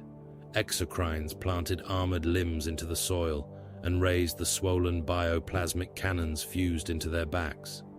Tyranofexes lumbered beside them, massive weapon symbiotes flexing beneath ribbed carapaces. Haraspexes dragged feeding tentacles through the corpse fields, swallowing orcs and lesser Tyranids with equal indifference. Maliceptors advanced within rippling distortions, their swollen cranial masses humming with psychic violence. Biovores crouched beyond the visible swarm, their backs convulsed. Spore mines rose into the sky. They drifted over the battlefield in pulsing clouds, living sacs swollen with toxins, fragmentation organisms, and corrosive compounds. Some were carried by the wind, others adjusted course toward the densest concentrations of life. The first reached the orc advance. A boy swatted at it with his chopper. The mine burst. Barbed fragments passed through a dozen bodies. Flesh opened in strips. One knob lost his face from brow to tusks, yet continued walking, unaware that his eyes and most of his brain were hanging from the back of his skull. More mines descended. The green tide erupted beneath rolling explosions. Poison clouds spread through packed mobs. Orks staggered from them with blistered lungs, firing blindly, while acidic froth boiled between their teeth. Venom thropes floated through the Tyranid lines. Their lash-like tendrils disturbed a miasma thick enough to hide whole broods. The vapor moved ahead of them, yellow-black and heavy. Ork gunners fired into it. Their shells found silhouettes that were gone before the next volley arrived. The miasma reached the foremost mobs. Exposed flesh grayed, blistered and peeled from bone. Eyes burst in their sockets. Boys inhaled poison and coughed out strips of their own lungs. They kept advancing. Gorzag Ironmaw raised his power claw from the command platform of a walking fortress. "Now," he said. Big Mech Zagdreg Geargrinder slammed both fists onto the firing panel beside him. Across the rear lines, hundreds of stompers awakened. Engines roared. Exhaust stacks vomited pillars of black smoke. Iron feet crushed trenches and work gangs as the machines lurched forward. Crude faces grinned from their armor. Bells rang from their torsos. Crews beat drums inside hollow hulls and screamed threats through loudhailers powerful enough to rupture nearby eardrums. The def cannons fired. The recoil staggered entire machines. Shells crossed the battlefield with sounds like tearing worlds. The first struck the center of a gaunt swarm and erased everything around it. Tyranids vanished inside spheres of fire, mud, and atomized flesh. Secondary blasts lifted corpse fields into the air. Super Gattlers spun. Streams of incandescent ammunition swept across the Tyranid front. Gaunts came apart by the thousand. Warriors lost limbs, heads, and sections of thorax. Carnifex armor cracked beneath repeated impacts until the flesh beneath became boiling slurry. The stompers charged into the smoke. A mega chopper descended upon a Carnifex brood. The blade struck 3 beasts at once, shattering carapaces and driving their bodies into the earth.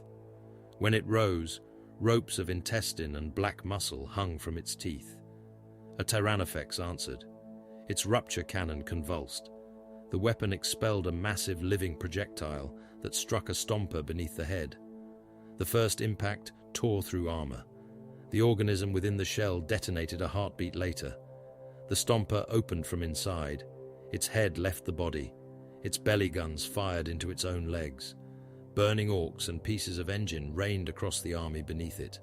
The machine toppled backward, crushing thousands of boys who were too busy cheering to move. Another stomper's super gatler overheated. The ammunition feed ignited, and the machine became a rising column of flame. Zagdreg watched both explosions through magnifying lenses. "Good," he said. "Means they're shooting proper." Gorzag turned toward the center of the battlefield. The poorest mobs waited there. They wore little armor. Many carried only choppers, clubs or guns with no ammunition. Gretchen had been mixed among them to make the formation look larger, although no Tyranid would have understood the distinction. Karguk looked toward the command fortress. The Vox in his helmet crackled. "Send 'em," Gorzag ordered. Karguk raised his power claw. "Central mobs, get running!" The poorly armed boys surged ahead. Millions charged directly into the densest part of the swarm. They roared as spore mines descended among them. Whole mobs vanished inside blasts. Exocrine fire struck the advance and converted orcs into expanding clouds of scorched blood.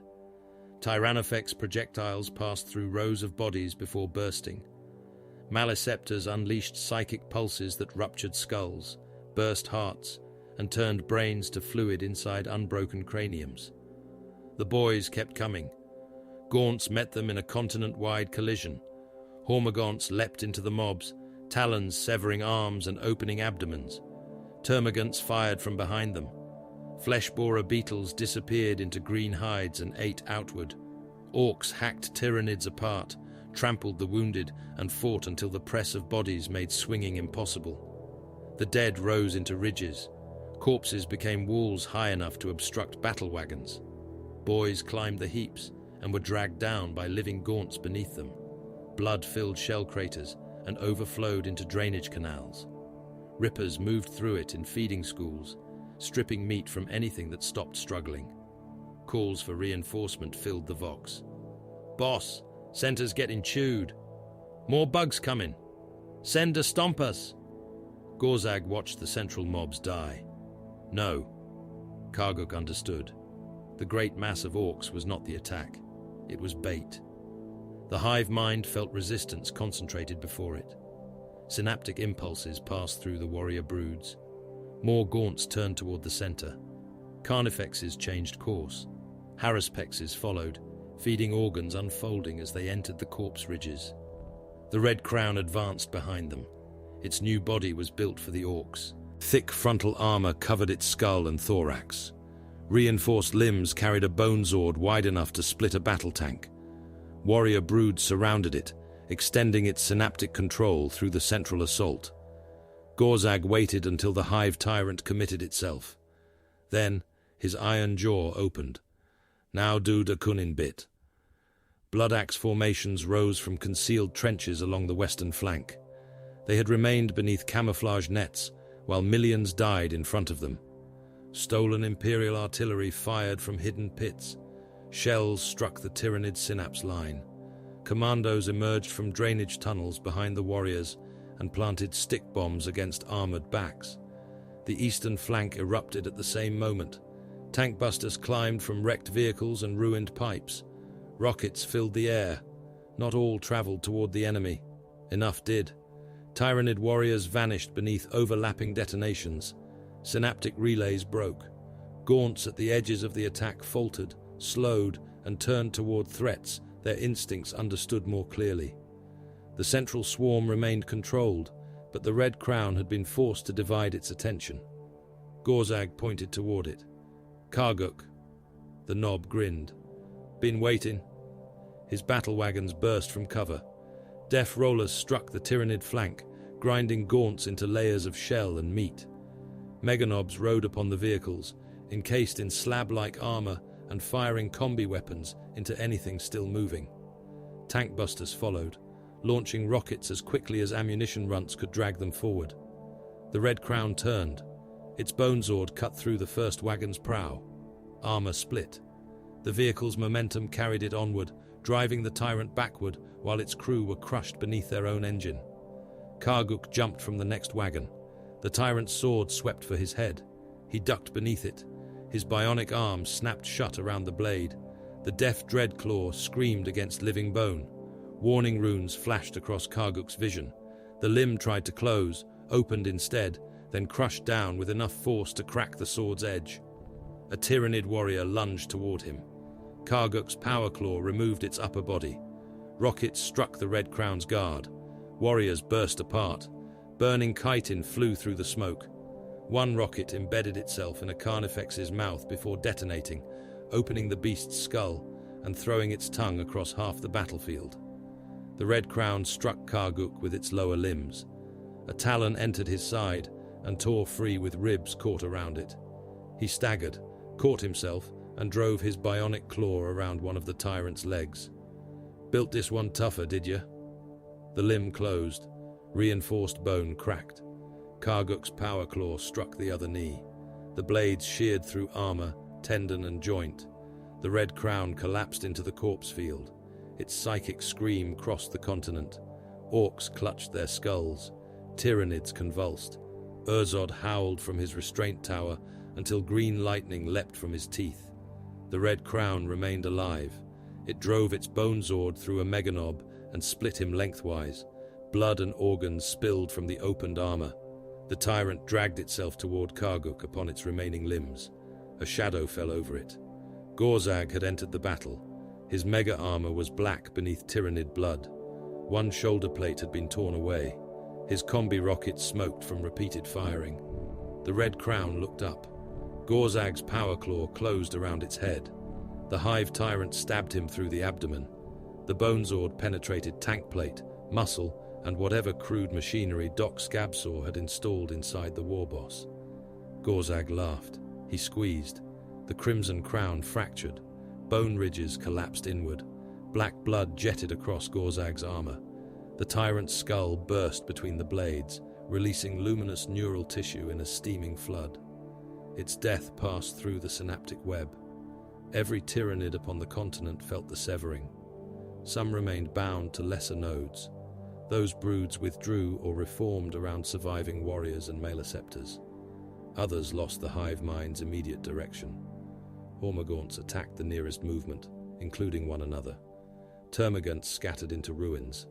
Rippers abandoned wounded orcs to gorge upon fallen Tyranids. A Haruspex tore into a Carnifex carcass, swallowed half of it, and continued feeding while burner mobs surrounded the beast. The orc line surged. Stompus advanced across the feral gaunts. Iron feet sank through corpse ridges. Scorchers flooded brood pits with promethium. Eggs burst in the flames, releasing half-formed organisms that writhed until their soft bodies blackened. Lutus entered the killing grounds before the battle ended. They hacked armor plates from living Tyranids. A wounded Carnifex tried to rise, while Death Skulls cut the biocannon from its back. One looter climbed into its open thorax to search for useful parts, and was pulled inside when the remaining organs contracted. The others laughed and kept cutting. Trophy mounds rose around the stompers. Boys dragged severed heads, talons and weapon symbiotes into piles. Graktoof Spinchewa arrived through the smoke at the head of his beast snaggers, furious that the Red Crown had died without him. He had found other prey. Squighog riders charged the surviving monster line. Their mounts bounded across corpses, jaws snapping at gaunts. Riders drove hooked stickers into Carnifex joints, using momentum to tear tendons loose. Some were crushed beneath hooves. Others disappeared into fanged mouths and detonated their charges from within. Graktoof's kill rig struck a Haruspex. The monster's grasping tongue shot forward and wrapped around the rig's driver. It pulled the orc into its maw.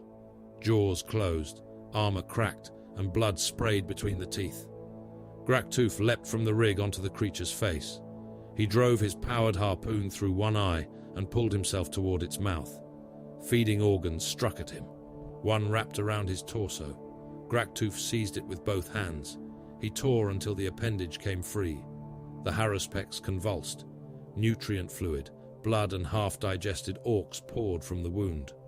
Graktoof landed beside a Tyranid warrior and wound the severed feeding organ around its neck. The appendage still moved. Its barbs tightened as Graktoof pulled. The warrior's throat collapsed. Vertebrae broke. Its head came away wrapped in the Haruspex's twitching flesh. Graktoof held it above him. "This one's got its own rope!" The surviving beast snaggers roared. By nightfall, the Continental offensive had broken. Gorzag stood beside the Red Crown's ruined body, while the boys celebrated around him. The sky above Mordaka burned with artillery, aircraft and falling wreckage. Victory drums pounded from the fortress cities. Rukaz's voice came over the Vox. There was no boasting in it. "Boss, got trouble." Gorzag looked upward. "More bugs?" "Everywhere. Fleet split. Big groups heading for the moons, dockyards and outer worlds. Spores falling on 6 planets. They hit the fungal farms. They hit the water world." A pause followed. "Outer fleet's half gone." The hive mind had not continued hurling organisms against a failed assault. It had changed the war. Above Mordaka, living ships divided into separate tendrils. Some descended toward the moons. Others surrounded orbital docks and tore them apart with feeder tentacles. Distant worlds disappeared beneath spore clouds. Mordaka had won its battlefield. Voraxe had taken the system. Gorzag stared down at the Red Crown. Black fluid leaked from its shattered skull and hissed upon the blood-soaked ground. One of Mordaka's moons ignited overhead, then another. Their burning faces cast red light across the trophy mounds. Gorzag planted his boot upon the dead hive tyrant's chest. "Den we kill it everywhere." The void above Mordaka ceased to resemble emptiness. It filled with engines, spores, wreckage, and living things vast enough to eclipse cities.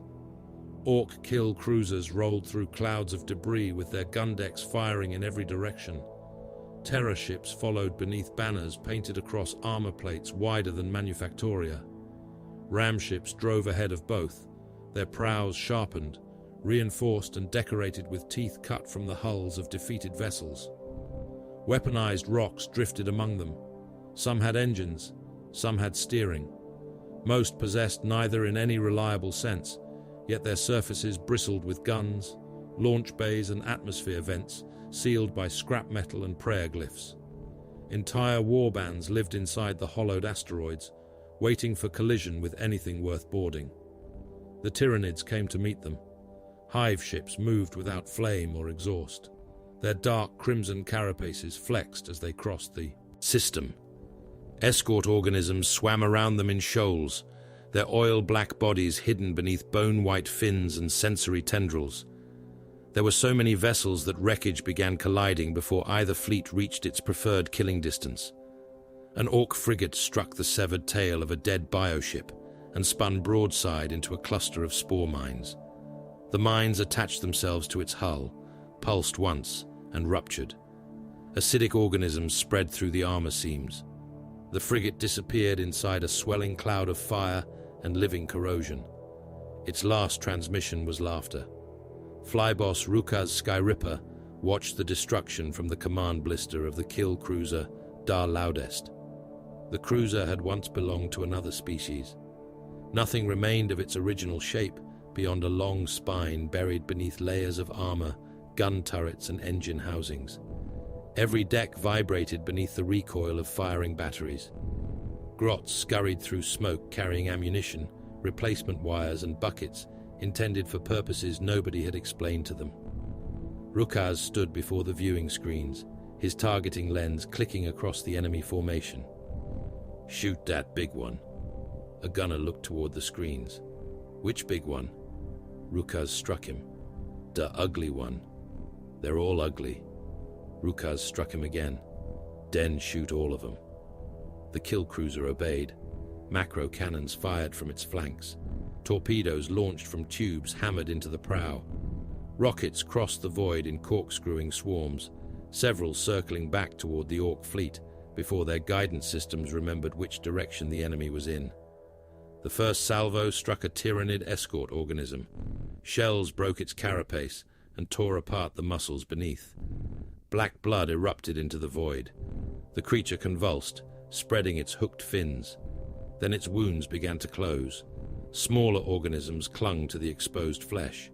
They extruded membranes over ruptured vessels, hardened fresh armor across the injuries, and consumed tissue too damaged to repair. The escort continued advancing before the last Ork shells had passed it. Rukaz's grin disappeared. "That's cheating," the Tyranids answered. Bioplasma gathered inside swollen weapon chambers along the leading hive ships. The sacs brightened from within, turning red flesh translucent around green-white fire. The discharges crossed the void. One struck a terror ship beneath its bridge. Armor became vapor. Decks opened from bow to stern. Thousands of Orks disappeared inside the flash, while survivors tumbled into vacuum with their bodies already burning. Pyroacid followed.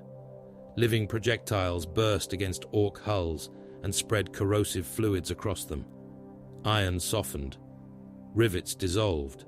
Armor plates peeled away and drifted free, while atmosphere streamed through the widening wounds. A kill cruiser tried to turn away. An immense feeder tendril caught it. The tendril wrapped around the ship's midsection, drove barbed mouths through the hull, and opened entire decks. Orks, machinery, and pressurized air were drawn into translucent channels within the appendage. Boys fired through the membranes as they were dragged away, their bodies disappearing deeper into the hive ship's feeding system. Another Tyranid vessel closed around a damaged ram ship with claws large enough to tear through adamantium. The claws met. The ram ship folded. Its engine block burst from the stern and struck an Ork attack craft. Both vanished inside a chain of explosions that spread through a nearby squadron. Spore clouds drifted between the fleets. They entered damaged engines and ventilation systems. Microscopic organisms gathered around heat sources, fed upon lubricants, and produced broods within sealed machinery spaces. Grots opened access panels and found pale larvae already eating the cables. The larvae grew as they fed. Within minutes, clawed organisms were crawling through engine rooms, splitting crews open and pushing bodies into turbines. Rukaz studied the tactical displays. Ork gunfire damaged the Tyranids. The Tyranids healed. Tyranid fire damaged the Orks. The Orks became wreckage. He keyed every surviving command frequency. Change of plan. Responses flooded the Vox. What plan? We had a plan? I'm on fire. Rukaz leaned closer to the transmitter. Any ship that's broke, go faster. Silence followed. Then understanding spread through. The fleet.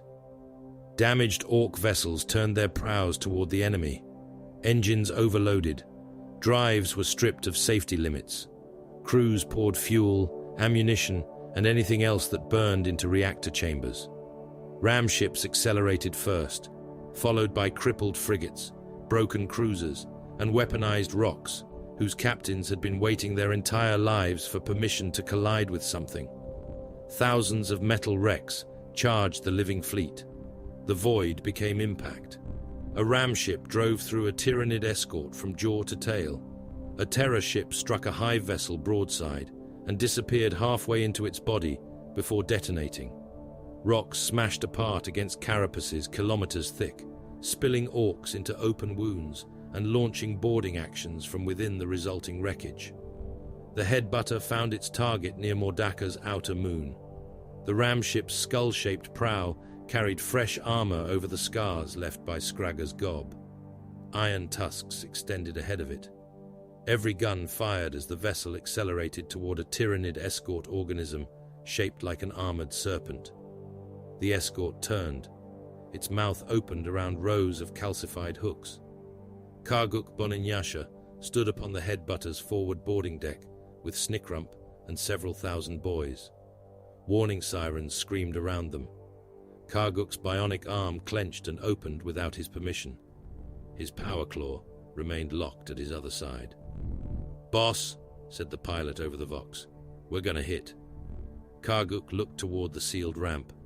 "That's why we came." The headbutter struck. Its tusks punched through crimson carapace. The prow entered black flesh and drove deeper.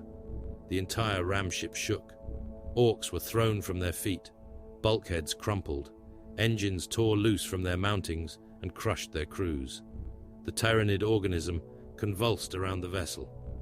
Blood flooded the forward decks. It entered through cracks and breached plates in black rivers, thick with parasites. Pale things crawled from the fluid, clinging to armor, forcing themselves into mouths and wounds. Corrosive digestive slime followed, bubbling across the floor and eating through boots. Karguk tore one parasite from his shoulder. Its jaws remained embedded in his flesh. He crushed it in his bionic hand. Opened a ramp. A mech looked at the blood pouring through the seams.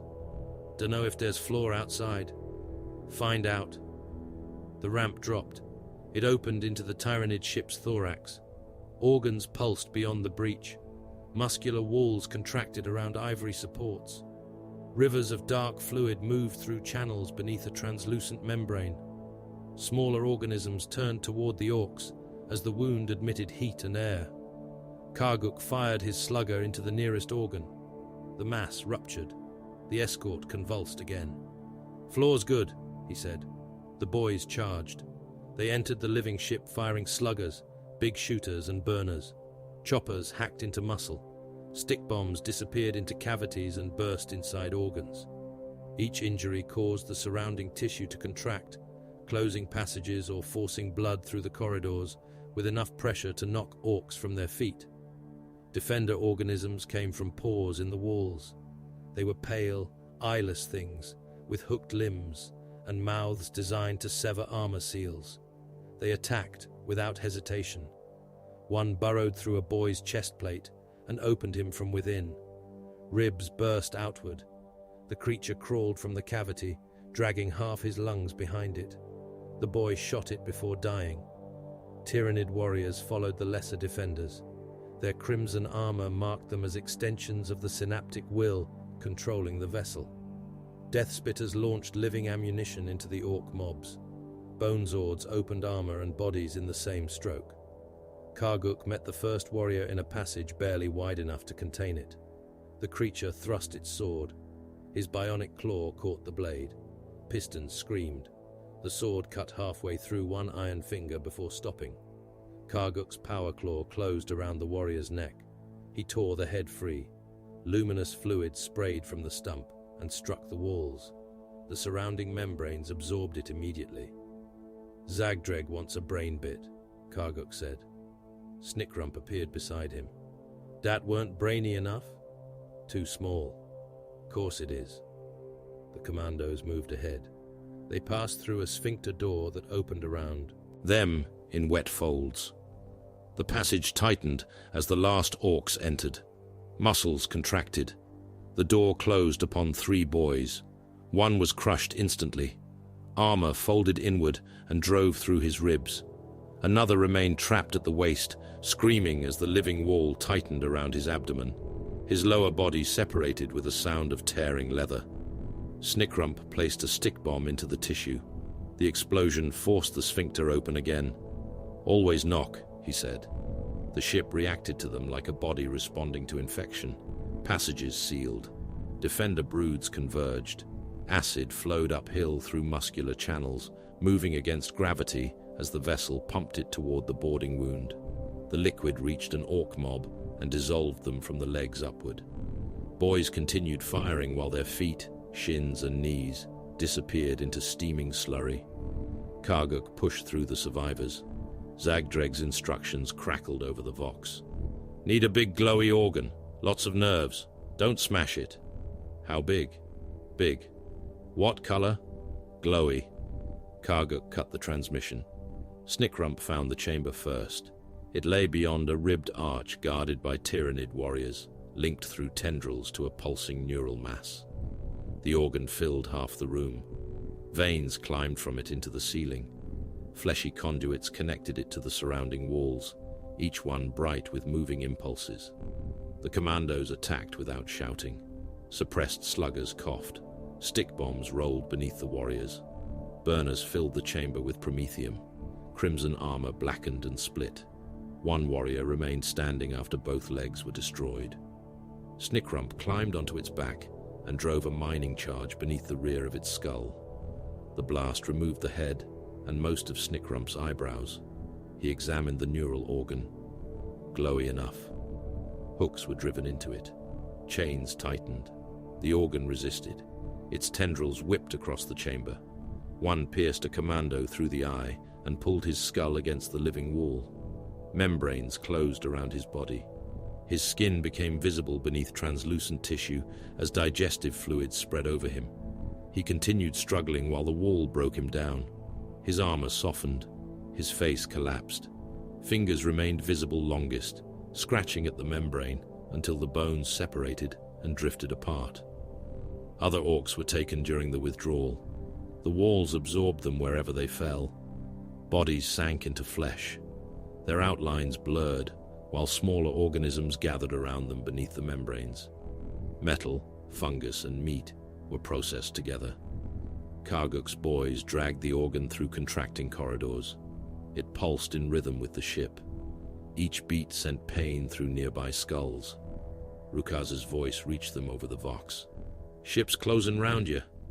Karguk ducked beneath a lash of muscle. "Den open it." "Can't. Headbutter's stuck." "Pull harder." "Got a better idea." Karguk reached the boarding wound and saw the ramship. Its prow had sunk deep into the escort organism. Flesh had closed around the hull. Feeder tendrils penetrated its gun decks. Fires burned behind cracked armor. Assault boats clustered in the surviving launch bay. Karguk understood. "Make it loud," Rukaz laughed. "Always do." The boys loaded the neural organ aboard the assault craft. They climbed in after it, packing the compartments until armor and bodies became one mass. Snickrump remained on the ramp until the last commando crossed. "What about the ship crew?" he asked. They got a good seat. The assault boats launched. Behind them, the headbutter's engines overloaded. The ram ship glowed inside the escort's body. Fire spread through its decks. Orks aboard nearby craft turned their ships toward the spectacle rather than away. Rukaz screamed across every Vox channel. "Watch this!" The headbutter exploded. The blast tore the escort organism into expanding halves. Fire passed through its organs, vaporizing blood and scattering carapace across the void. Nearby bioships ruptured as the shock reached them. Dozens died. Hundreds of Ork craft died with them. Some were caught because their engines had failed. Most had refused to leave because their crews wanted to see the explosion from closer. Karguk's assault boat tumbled through burning debris. A chunk of crimson carapace struck its hull. The craft spun until the pilot lost consciousness, and a grot took control by biting the steering lever. They reached Mordaka alive enough. The neural organ was carried into Zagdreg's workshop beneath the fortress. It still moved. Fleshy tendrils extended from its underside, probing the iron floor. One found a drainage grate and began growing into it. Another entered the remains of a dead servitor and started pulling the corpse toward the organ. Zagdreg severed the tendrils with a saw. They grew back thicker. "Clever," he muttered. He connected cables, copper coils, and stolen Auspex components to the exposed nerves. Each connection caused the organ to pulse. Symbols crawled across his screens in patterns no Ork machine should have understood. The mech adjusted a dial. The organ's psychic signal strengthened. He adjusted another. The signal distorted. Zagdreg's lenses widened. "Can make it shout wrong." Karguk wiped dried blood from his face. "What's that mean?" "Means bugs hear this thing and think it's somewhat else." "Useful?" Zagdreg grinned. "Very." Urzod entered in chains. The weird boy stared at the organ and began shaking before anyone touched him. "Don't like it." Zagdreg shoved him forward. "Touch it." "Don't like it." "Touch it anyway." Urzod placed both hands upon the pulsing tissue. The workshop disappeared from his mind. He saw hunger moving between stars. Worlds opened beneath it. Oceans emptied. Atmospheres thinned. Continents became nutrient slurry drawn upward through capillary towers. He saw the fleet not as ships, but as limbs around a central appetite. At its heart drifted something immense, the maw of Voraxe. Don't forget to like, comment, and subscribe. Support really helps. It was reproductive chamber, command nexus, and devouring will fused into one continent-sized organism. Lesser hive ships circled it like organs around a heart. Countless broods developed inside its tissues. Synaptic patterns radiated from it into every tendril of the fleet. Urzod screamed. Feeding patterns burned into his memory. Minerals, water, heat, fungal biomass, psychic pressure, Gorzag. His mouth opened. Two voices emerged. Green mass, command organism, sever, consume, regrow. Karguk stepped back. Urzod's eyes streamed blood. Big mouth seized a boss. Big mouth nosed a boss. Cut the head, stop the roar, eat the head, make the green quiet. Far beyond Mordaka, deep inside the maw of Voraxe, a reproductive chamber changed its rhythm. Cells divided, bone hardened, muscle wound itself around a growing skeleton. Crimson chitin spread across forming limbs. Neural tissue assembled beneath a ridged skull. The hive mind had identified the center of resistance. It shaped an answer. The Norn emissary opened its eyes. The first spore cyst struck the forge plains before dawn and buried itself beneath 3 manufactoria. It did not open at once. Its leathery walls swelled beneath the earth. Pressure lifted foundries from their foundations and split assembly lines through the middle. Mechs continued welding until the floor tilted far enough to throw them into the machinery. Gretchen work gangs slid screaming into widening fractures. Furnace stacks leaned together, struck, and broke apart in storms of sparks and molten iron. Then the cyst ruptured. The ground rose upon a pillar of meat. A Hierophant Biotitan unfolded from the crater. Its limbs emerged first, each long enough to bridge fortress walls. Hooves of layered chitin came down through a stomper yard, and flattened walkers still chained to their construction rigs. Its thorax rose through smoke and falling masonry. Crimson carapace covered a body black as congealed oil. Vast biocannons flexed beneath the armor of its forelimbs, their weapon symbiotes opening wetly as they tasted the poisoned air. Lesser Tyranids spilled from the crater beneath it. Hormagaunts poured through its legs. Carnifex broods forced their way over shattered factories. Hierodules dragged bladed limbs across the ruins, cutting wreckage and wounded orcs into the same bloody furrows. Harridans descended through the clouds, carrying gargoyle broods beneath their bellies. The Biotitan stepped forward. Its hoof crushed thousands of gaunts. The hive mind registered no loss. Ripper swarms boiled from the crater and covered the flattened organisms. They stripped pulped muscle from broken carapace, swallowed spilled organs, and funneled the reclaimed mass toward. Feeding nodes spreading behind the advance. Before the Hierophant's next stride, little remained of those it had killed. More cysts opened along the horizon. A second Hierophant rose, then a third. Mordaka's plains became a forest of moving legs. Gorzag Ironmaw watched from the command balcony of his fortress, while the Auspex wall filled with warning glyphs. Most were stolen Imperial systems, whose original markings had been hammered flat and replaced with Ork symbols. Red lights blinked over half the continent. A mech pointed at the largest cluster. Big bugs. Gorzag's iron jaw ground shut. I can see that. Karguk Bonanyasha stood beside him, both mechanical hands flexing. His borrowed deaf dread arm tried to seize the railing. He forced it open by slamming it against the wall. Across the forge plains, the Hierophants advanced beneath the cover of Venomthrope miasma and Tyranid artillery. Their silhouettes moved through chemical fog like walking mountains. Gorzag pressed a rune on the command lectern. Nothing happened. He punched the lectern through its metal housing. Far below, great gates began to open. The Gargants came out. The first strode from a valley roofed in smoke. Its crude iron face had been painted with tusks and glaring red eyes. Def cannons hung from both shoulders. A belly gun protruded from its torso like the muzzle of a fortress. Exhaust towers covered its back, coughing flame into the sky. Dozens followed. Hundreds of stompers marched around their feet. Killer cans scuttled between them. Def dreads clung to transport decks or hung from chains, kicking at anything within reach. The entire iron host moved with the rhythm of poorly maintained engines and impossible conviction. At its center walked Gork's Grin. The great Gargant towered over the rest. Its face had been hammered into a murderous smile wide enough to contain gun decks. Def cannons lined its shoulders. Super rockets stood in launch racks along its spine.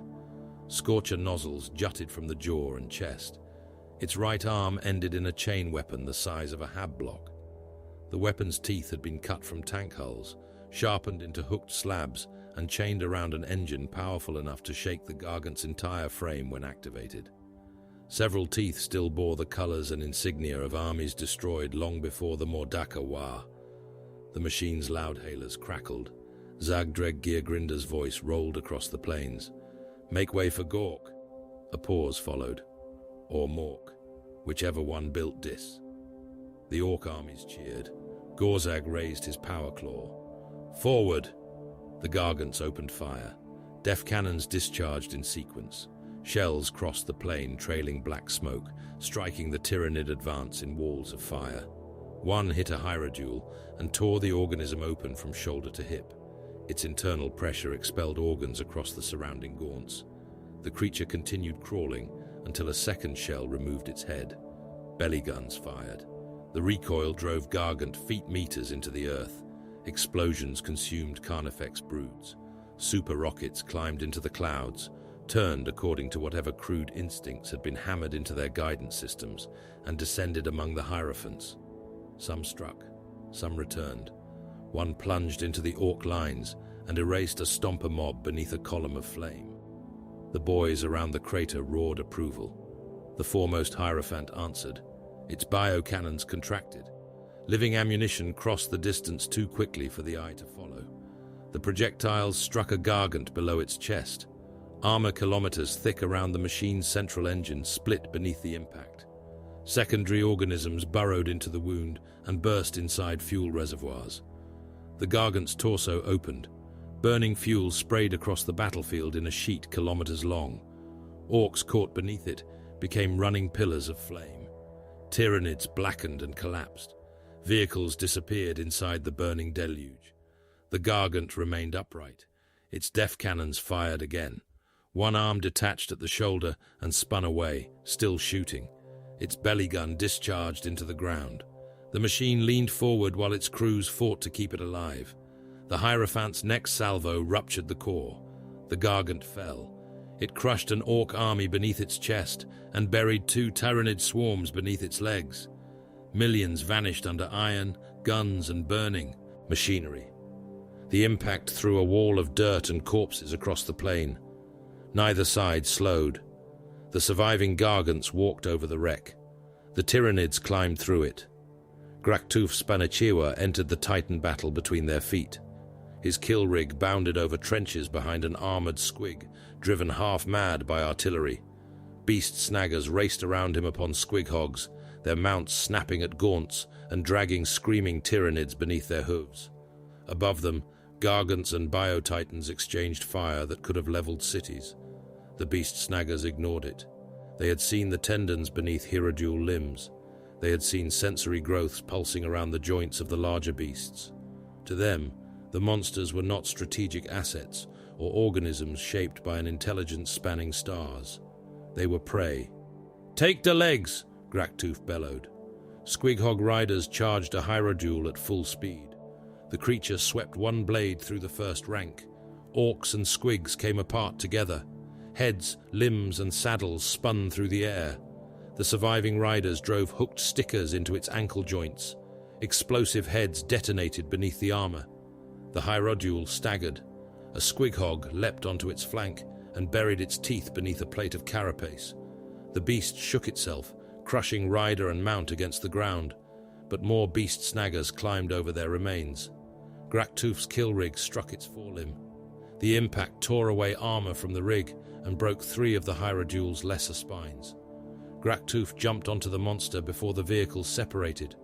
The Hierodule turned. Its jaws opened. Graktuf charged directly into them. Teeth closed around his armor. The world became darkness, heat and grinding pressure. His shoulder plate folded. A fang entered his side and emerged beneath his ribs. He laughed. The Hierodule swallowed. Muscle dragged him down through the throat. Digestive slime covered him. Hooks lining the passage tore strips from his arms and back. The creature's stomach opened beneath him, filled with half-dissolved orcs, squigs, and Tyranid organisms too damaged to reclaim elsewhere. Graktuf landed knee-deep in corpse slurry. The stomach walls contracted. He drew his chopper. The blade's motor shrieked to life. Graktuf cut upward. Teeth tore through muscle. Acid flooded the wound and smoked across his armor. The Hierodule thrashed outside, crushing its own gaunts beneath its limbs. Graktuf hacked through layers of tissue until he reached a chamber where 3 hearts beat against a cage of bone. He chose the largest. His chopper opened the vessels anchoring it. Black blood struck him with enough force to knock him from his feet. He seized the heart in both arms, planted his boots against the ribs, and tore. The organ came free. The Hierodule convulsed. Graktuf followed the blood. He cut his way out through the abdomen and fell onto the battlefield carrying the heart against his chest. It continued beating, each contraction spraying gore across his armor. The Hierodule collapsed behind him. Graktuf stood. Digestive slime ran from his tusks.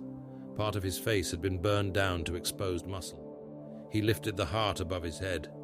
"This one had spares." The beast snaggers howled. A psychic command passed across the Tyranid line. The red crown emerged beneath the shadow of the foremost Hierophant. Its third body bore the memory of every previous death. Armor covered the joints Karguk had severed. Layered plates shielded the skull Gorzag had crushed. Additional sensory growths opened along its shoulders, tracking heat, movement, and engine emissions through smoke dense enough to blind optical systems. Its bone zord had changed. The blade was broader, edged with dense living crystal, and shaped to bite through powered plate. A heavy venom cannon grew from its lower limbs. Tendrils connected the weapon to swollen glands beneath the tyrant's ribs.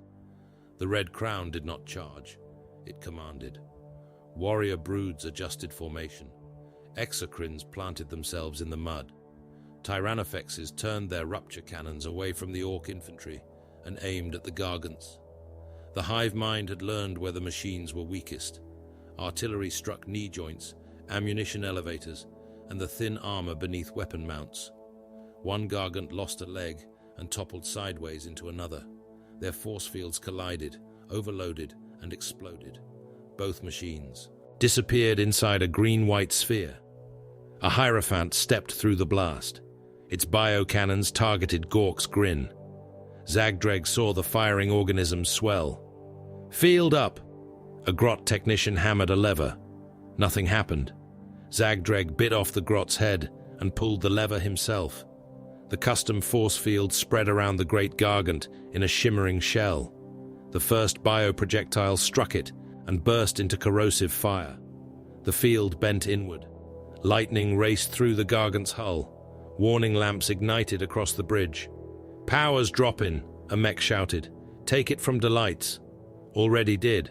Take it from de air pumps." "Grotz'll choke." Zagdreg glared at him through magnifying lenses. "So?" The mech rerouted the power. Deep within Gork's grin, ventilation fans stopped. Thousands of Gretchen looked up as smoke thickened inside ammunition lifts, engine chambers, and gun decks. Some clawed at sealed hatches. Others bit one another for the last pockets of breathable air. The force field brightened. A second Hierophant salvo struck it. The impact blew out conduits across the Gargant. Power arced through crew compartments. Grots ignited where they stood. Ammunition handlers burned beside the shells they were loading, their bodies blackening, while the automatic lifts continued carrying both corpses and ordnance toward the guns. "Still dropping," the mech shouted. "Take everything from the lower decks." "That's half the crew." Zagdreg slammed his hand onto the control panel. Iron shutters sealed the lower compartments. Reactors glowed brighter. The crew behind the shutters screamed as heat rose. Skin blistered, eyes boiled. Grots crushed themselves against bulkheads that would not open. The force field held. Gork's grin reached the Hierophant. The Bio-Titan struck first. A four-limbed talon entered the Gargant beneath its shoulder and punched through armor, gun decks, and crew spaces. Orks died by the hundreds along the blade. Some were cut apart. Others were driven into walls so violently that their bodies spread across the metal in sheets. The talon remained inside. Boys attacked it.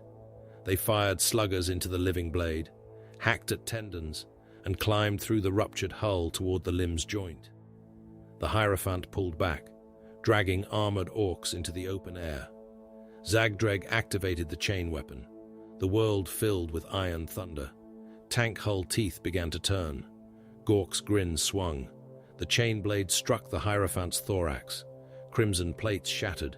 Teeth entered muscle, tore through ribs, and opened the Bio-Titan from shoulder to abdomen.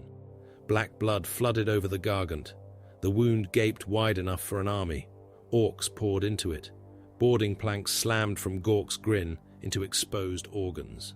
Boys charged across them, firing into the living interior. Burners filled cavities with flame. Knobs hacked through muscle cables thicker than battle wagons. Rippers and immune organisms attacked from every fold of tissue.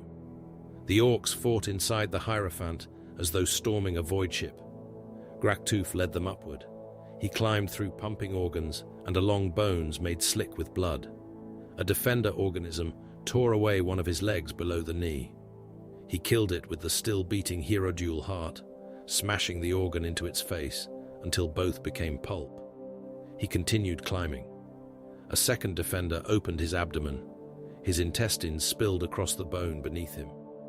Graktoof wound them around his armor, tightened a chain across the wound, and dragged himself onward with one leg. The cranial cavity pulsed above. He cut through the membrane. The Hierophant's brain filled the chamber in layered lobes, each connected by luminous cords. Synaptic energy crawled through the tissue. The presence behind it pressed against Graktoof's skull, vast and cold, and without hatred.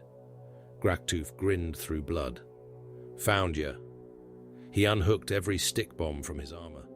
Squig charges wriggled inside iron harnesses around his chest. Their mouths were full of detonators. Their eyes rolled with delight. Graktoof bit the trigger wire. The last thing he heard was the roar of the beast snaggers climbing after him. The explosion removed the Hierophant's head. Crimson armor rose into the sky in fragments. Burning neural tissue fell across the battlefield. A section of skull crushed a Carnifex brood. Pieces of beast snagger rained through the smoke, armor and meat mixed together. The headless bio-titan remained standing for 3 strides. Then it collapsed. The Orks screamed approval. Gorzag's voice boomed from every loudhailer. "Forward! Through it!" Gargants advanced over the fallen Hierophant. Stompers climbed its limbs. Death cannons fired through gaps in its shattered carapace. The surviving Tyranid Titans met them, and the planes vanished beneath fire. The Red Crown withdrew behind warrior broods as the Orks broke through. One Hierodule died beneath 6 Stompers. Another Gargant fell burning. Gork's grin remained upright, but barely. Its left side had opened from shoulder to waist. Fires burned inside the exposed decks. One leg dragged through the mud. Its chain weapon had lost half its teeth. The custom force field flickered and died. Zagdreg kicked aside a charred grot and examined the damage runes. "Still works." The bridge ceiling collapsed behind him. He nodded. "Mostly." Every eye on Mordaka watched the Titan battle. Every gun turned toward the Forge Plains. Every orc capable of roaring did so. No one saw the creature enter Gorzag's fortress. The Norn emissary crossed the outer gun line without slowing. Sentries died before alarms reached their throats. One orc was pinned to a wall by a splinter driven through his own femur. Another was opened from collar to pelvis and left hanging from the ceiling by loops of intestine. The creature passed through armored doors. Its claws cut locks, hinges and guards apart together. Psychic pressure silenced the grots in the corridors. Those who survived the first glimpse tore at their faces or fled into walls hard enough to break their skulls. The emissary climbed toward the command chamber. Gorzag stood over the tactical map, watching Gork's grin burn. Behind him, the chamber doors opened. Karguk turned first. Black blood dripped from the creature's talons. Crimson armor covered its body. Barbed tendrils unfolded around a skull shaped for one purpose. Gorzag looked away from the map. The Norn emissary stood inside his fortress, its eyes fixed upon the center of the Wa. The Norn emissary crossed the command chamber before the first Nob finished raising his gun. Its psychic presence struck ahead of its body. The roar of the Wa vanished from Gorzag Ironmore's mind. For one impossible heartbeat, he could no longer feel the billions of orcs fighting across Mordaka. The constant pressure of aggression, noise, and violent certainty was gone. Silence entered the space where instinct had always lived. Gorzag staggered. The emissary struck. A scything talon crossed his chest. Mega armor forged from tank plate opened beneath the blow, iron folding outward around a wound that cut through cable, piston, and green flesh.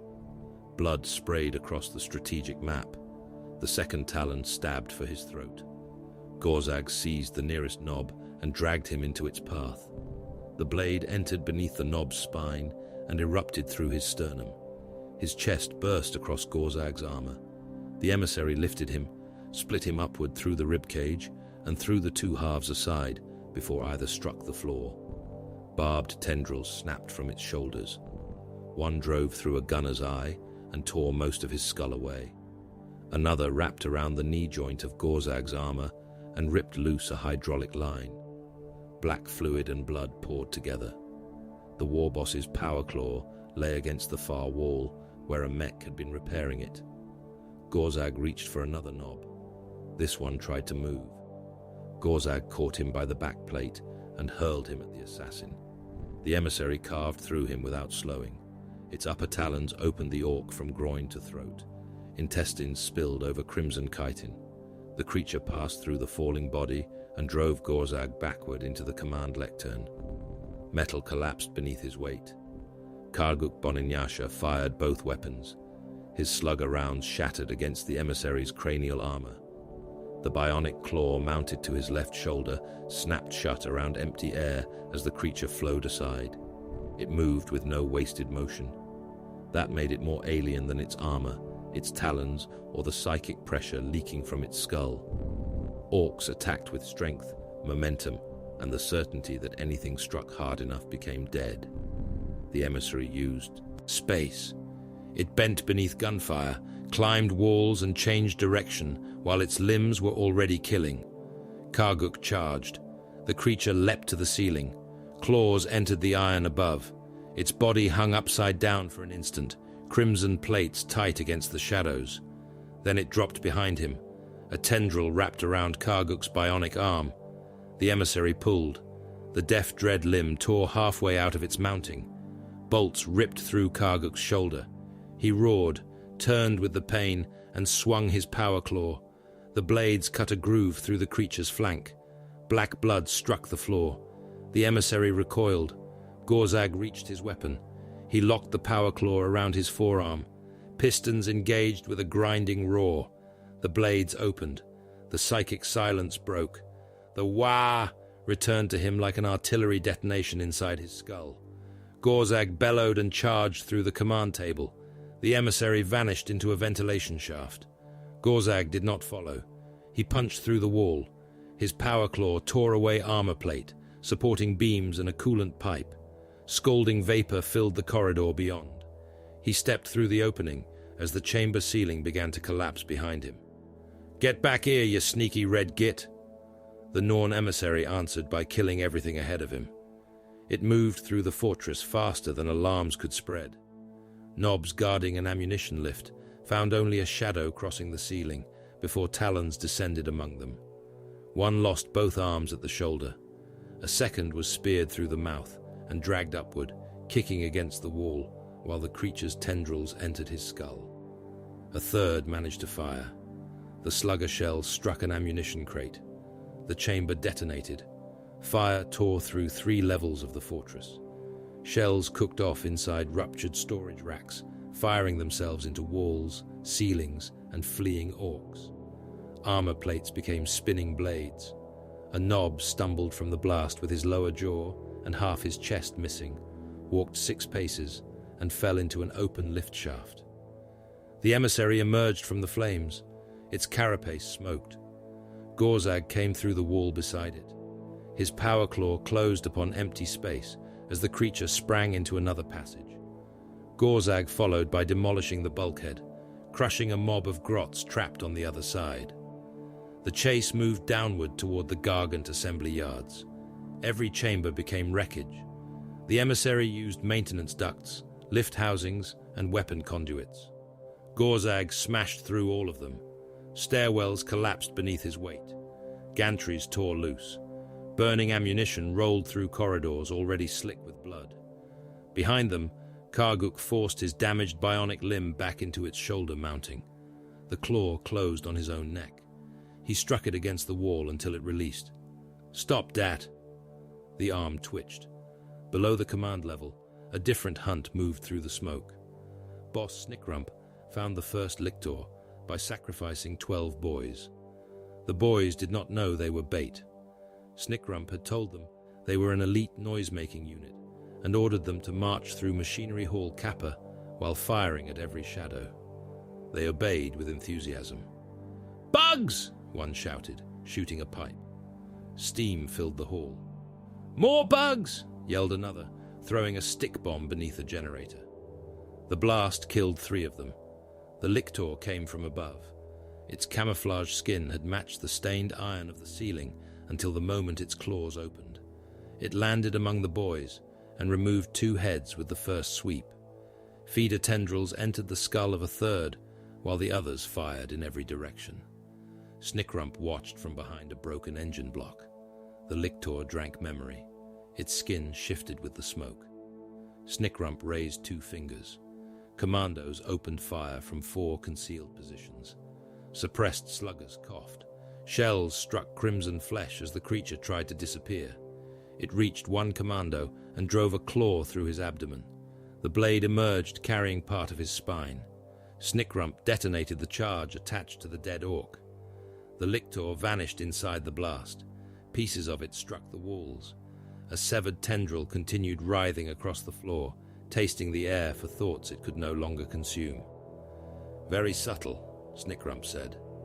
His commandos dragged more noisy boys toward the next machinery hall. Other lictors moved through the fortress.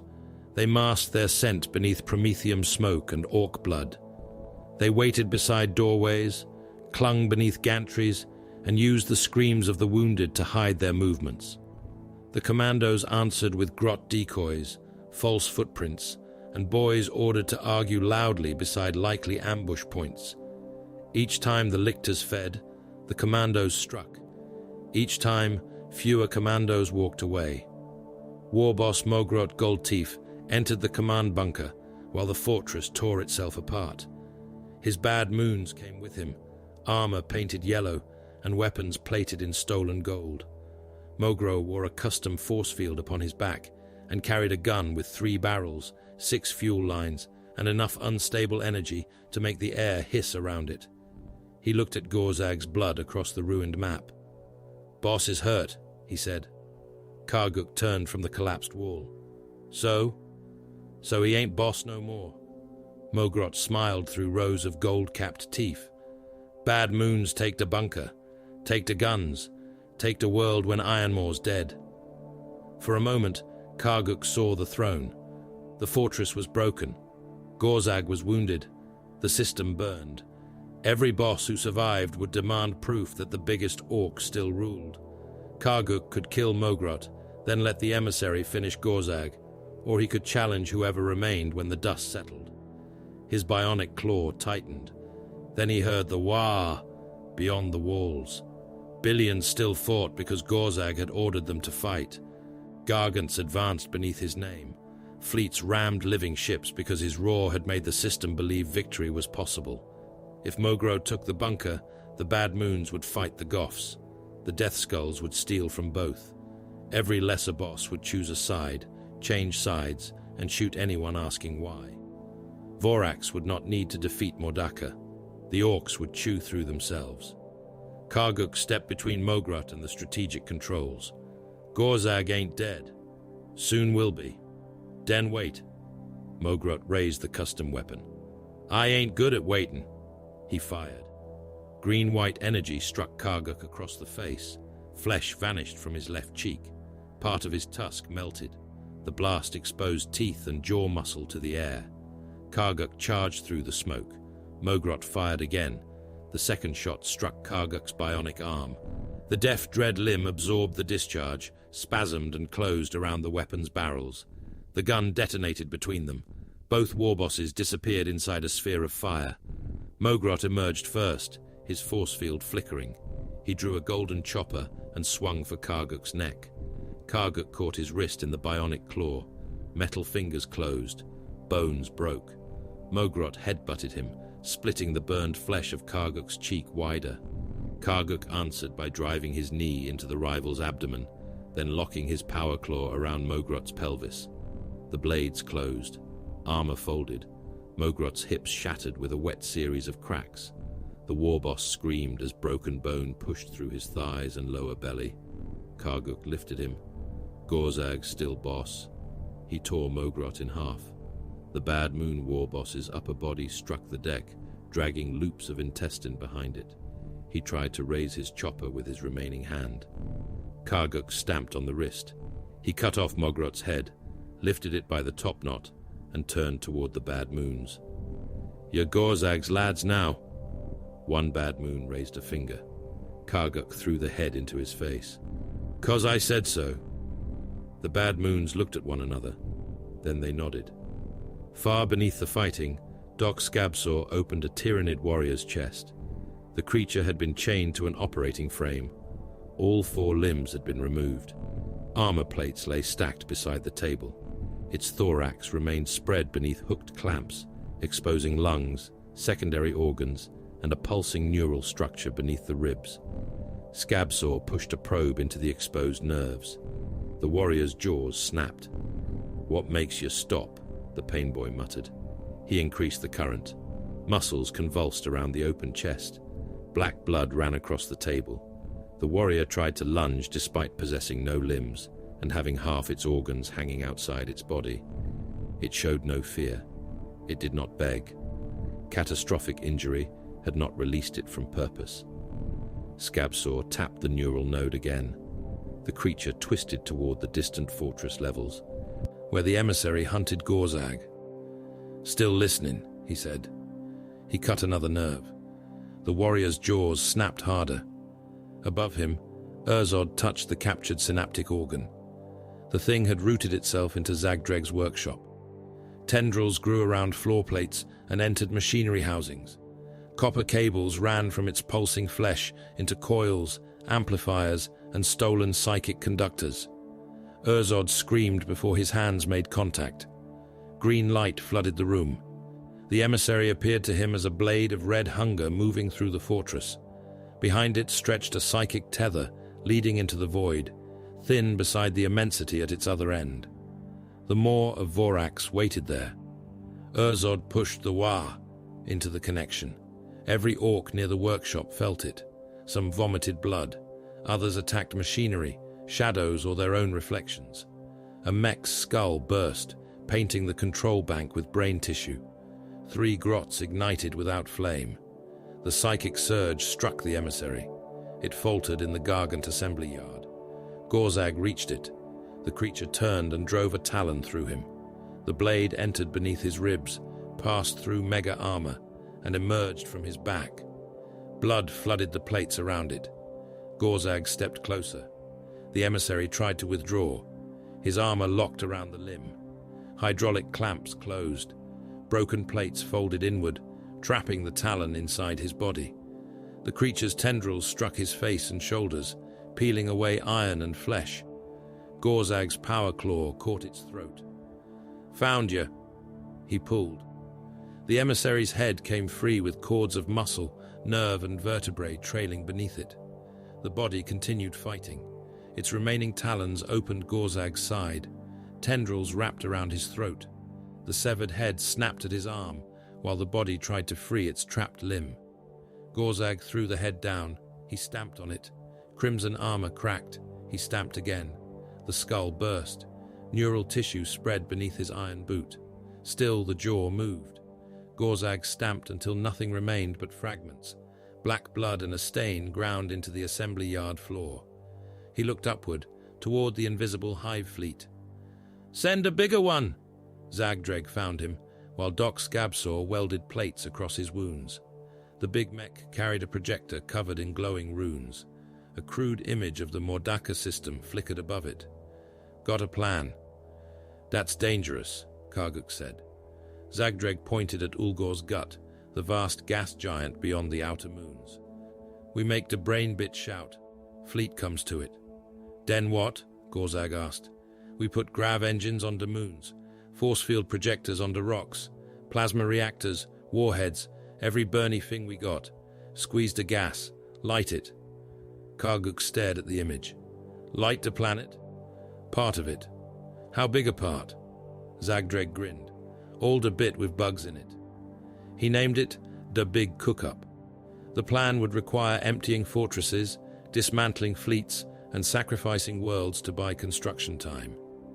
Mordaka would be abandoned in stages, its remaining defenders left behind as bait.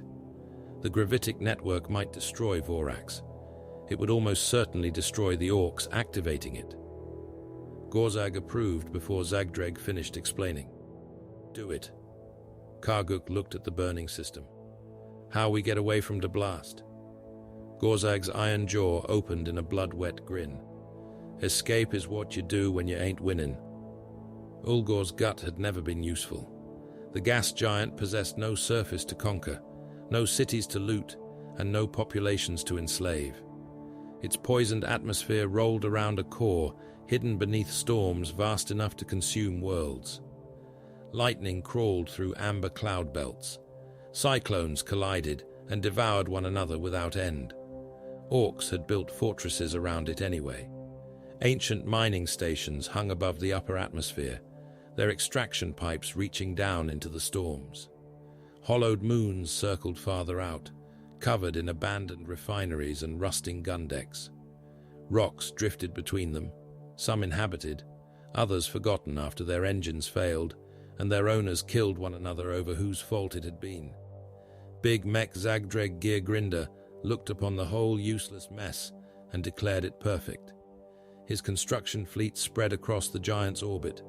Crippled warships were chained nose to tail. Gravitic drives looted from Imperial vessels were ripped from their housings and bolted into asteroid crust. Custom force field projectors rose from the moons in forests of copper rods, plasma coils, and sparking antennae. None of the components had been designed to work together. Most had not been designed to work at all. Zagdreg corrected this with hammers. "More power," he ordered. A mech beside him stared at the reactor display. "It's already past red." "Red's fast." "That's engines." "Red's still fast." The mech looked at the unstable plasma core. Heat shimmered around its cracked shielding. Warning sirens shrieked from every control bank. Zagdreg struck the activation lever. The gravitic engine awakened. The moon beneath them lurched in its orbit. Workshops, artillery towers, and several million Gretchins slid sideways beneath the sudden change in momentum. Grots tumbled from gantries into the void. Construction cranes tore from their foundations and dragged chains of screaming laborers after them. The force field pylons fired. Green energy arced between the moon and a weaponized rock hundreds of kilometers away. The field bent, stretched, and held. Zagdreg watched through magnifying lenses. "See?" The mech stared at the impossible structure. "See what?" "It works." A pylon exploded behind them. Molten copper and pieces of grot rained across the command deck. Zagdreg nodded. "Nearly." The design grew more reliable with every orc who believed it should function. That belief had weight. The wah pressed against matter and probability, crude certainty accumulating around the machinery until failing components performed tasks no rational engineer would have asked of them. Cables carried more power than their metal should have survived. Engines drew momentum from empty space. Force fields connected across distances their projectors could not accurately measure. The trap around Ulgor's gut became possible because billions of orcs had been told it was possible. No further explanation was required. Millions of Gretchin died building it. They were sent into unshielded reactor chambers to tighten bolts glowing white with radiation. Work gangs crawled along unsealed hulls with chains around their waists, repairing force field arrays while the void froze their blood inside them. Grots were lowered into plasma conduits to scrape away residue until the current returned and burned them into black outlines. Their overseers recorded every death as missing equipment. Replacement workers were dragged from transport holds before the bodies cooled. One Gretchin fell into a gap between two rock plates and became wedged beneath the armor. A mech hammered another plate over him because dismantling the section would take too long. His screams weakened as rivets passed through his limbs and torso. The metal stopped rattling. The mech marked the repair as complete. Bodies accumulated beneath the construction yards. Some were fed to squigs, others were pulped with fungus and rendered into ration paste. Bones were crushed into furnace additives. Fat became lubricant. When a reinforcement trench collapsed, overseers filled it with dead grots and poured molten scrap over them. Nobody considered this wasteful. Gretchin were useful precisely because there were always more. Across the Mordaka system, Gorzag Ironmore purchased construction time with armies. The fortress Moon Ragtooth received no evacuation order. Its defenders were told the transport fleet would come after they had killed everything with a red shell. The promise produced such enthusiasm that several mobs attacked before the Tyranids landed. Mycetic spores buried themselves through the moon's armor. Gaunts poured into gun trenches. Carnifexes tore open habitation vaults. The Orks fought from deck to deck, retreating only when corridors ceased to exist. Their final Vox transmission continued for 9 hours.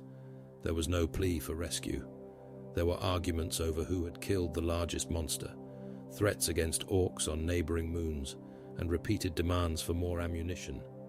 When the guns fell silent, billions of rippers spread through the ruins. On the fungal world Grimsnaga, the holding armies burned the forests before Voraxe could consume them. Flames covered half the world.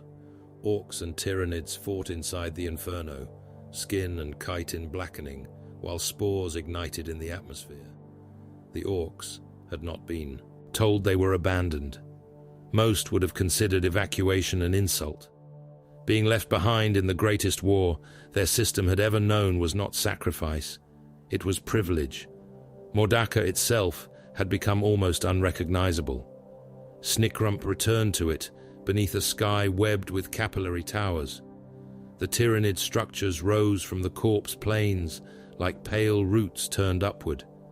Their surfaces pulsed as liquefied biomass climbed toward feeder organisms hanging above the clouds. Water reservoirs had emptied into them. Fungal forests had collapsed into digestion basins. Industrial districts breathed through membranes stretched over shattered buildings. The landscape had become a single feeding organ. Snickrump's commandos moved beneath tubes formed from fused bodies. Orks, grots, and Tyranids had been compressed together by living tissue that had grown through mouths, wounds, and broken armor. Faces remained visible beneath translucent membranes. Some still moved. A knob embedded in the feeding conduit followed the commandos with one eye. Everything below his ribs had dissolved into the fluid flowing through the tube. "Oi," he rasped. Snickrump stopped. "Got bullets?" The knob tried to lift his slugger. His arm had fused into the wall. 3. "Save 'em." "For what?" "Summit funny." Snickrump moved on. The first digestion pool covered what had once been a vehicle foundry. Yellow-brown fluid filled the structure from foundation to roof. Shapes shifted beneath the surface. Partially dissolved Orks floated among broken machines. Some fired weapons upward whenever Tyranids crossed the membrane above them. Slugger rounds punched through the organic ceiling and allowed strings of nutrient slurry to fall back into the pool. One boy had only his head and right arm remaining above the fluid. He grinned when he saw the commandos. "Still fighting." "Good," Snickrump said. A ripper surfaced beside the boy's cheek. He bit it in half. The commandos crawled past the pool and reached the first capillary tower. Its base filled the valley. Root structures burrowed through bedrock. Rivers of processed flesh moved within it, carrying Mordaka upward by the ton. Snickrump opened his pack. The fusion charge inside had been stolen from an Imperial demolition vault and modified until its warning lights no longer knew what they meant. His boys planted others along the vascular routes. One commando pushed a charge into a pumping cavity. The tissue closed around his arm and began pulling him inward. He tried to free himself. The wall swallowed his shoulder. Snickrump placed a stick bomb against the trapped Ork's chest. "Hold that." The commando grinned. "Right." Snickrump continued toward the next tower. Across the corpse plains, other teams placed their charges. They moved beneath venom throat miasma, crawled through brood nests, and crossed fields where rippers covered the ground in layers deep enough to drown in. Some teams vanished without reporting. Enough survived. Snickrump reached the extraction point and examined the detonator. The grot carrying it had been eaten. A thin cable disappeared into the mouth of a dead gaunt nearby. Snickrump pulled. The gaunt's abdomen split. The detonator came free along with its stomach and a string of feeding organs. "Found it." He pressed the rune. The capillary towers died together. Fusion charges burned through roots, vascular chambers, and load-bearing cartilage. The first tower folded midway up its height. The upper section struck the plain and burst. A tidal wave of liquefied biomass erupted from it. The flood crossed the battlefield faster than vehicles could flee. Orks and Tyranids disappeared beneath a boiling mixture of blood, dissolved flesh, industrial chemicals, and reproductive slurry. Battle wagons rolled through the wave. Carnifexes were lifted from their feet. The digestion pool behind Snickrump ruptured. The half-dissolved boy raised his remaining arm as the pressure carried him away. Wah! The flood swallowed him. More towers collapsed. Nutrient rivers poured from their broken trunks. Feeder organisms above the clouds convulsed as their supply lines emptied into the mud. Voraxe responded immediately. Synaptic impulses shifted through the planetary swarm.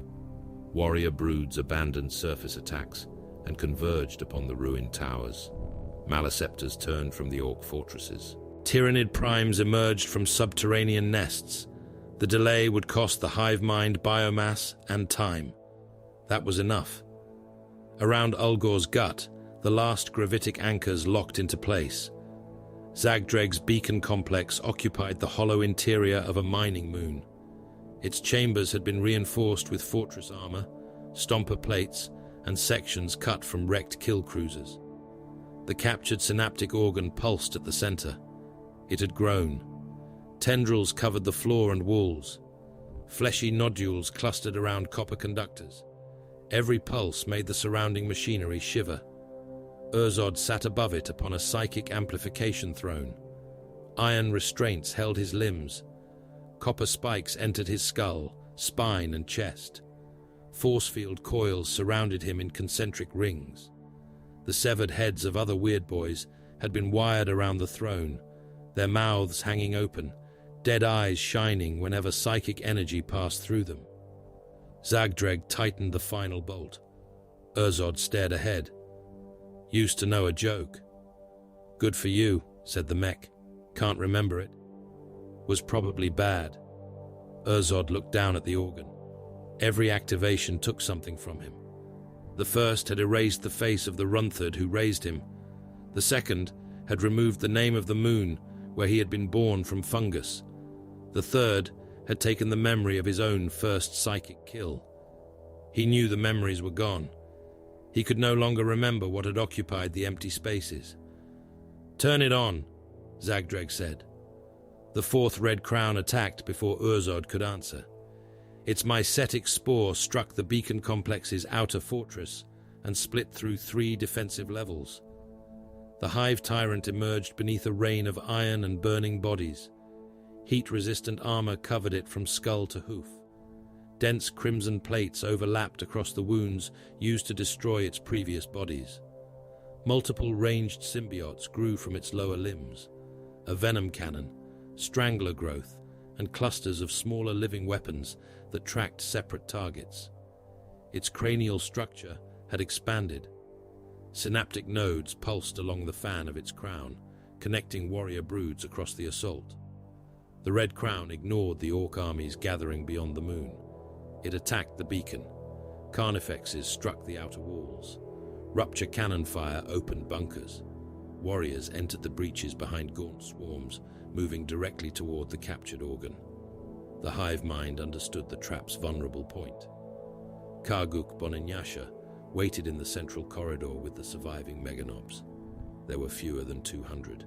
Each wore armor thick enough to stop vehicle fire and carried weapons large enough to kill whatever survived it. Their suits bore burns, acid scars, and grooves left by bone zords. Some limped. Others were wired into their armor because too much flesh had been removed to hold them upright. Karguk stood at their center. The left side of his face remained open, where Mogro's weapon had burned away the cheek. Metal staples held strips of hide around the wound. His teeth were visible, even when his mouth was closed. His bionic arm twitched beside him. The outer doors collapsed. Gaunts entered first. The meganobs fired. Combi rockets filled the corridor with detonations. Big shooters shredded the first broods. Armor fragments, claws, and pieces of black muscle struck the walls. Tyranid warriors came through the smoke. Bone Zords found joints between plates. Death Spitters filled the passage with acidic organisms. One Meganob's armor opened at the waist. His lower body remained standing, while his upper half fell backward, organs slapping across the deck. A Carnifex forced itself through the breach. Its charge crushed Orks and Tyranids against the walls.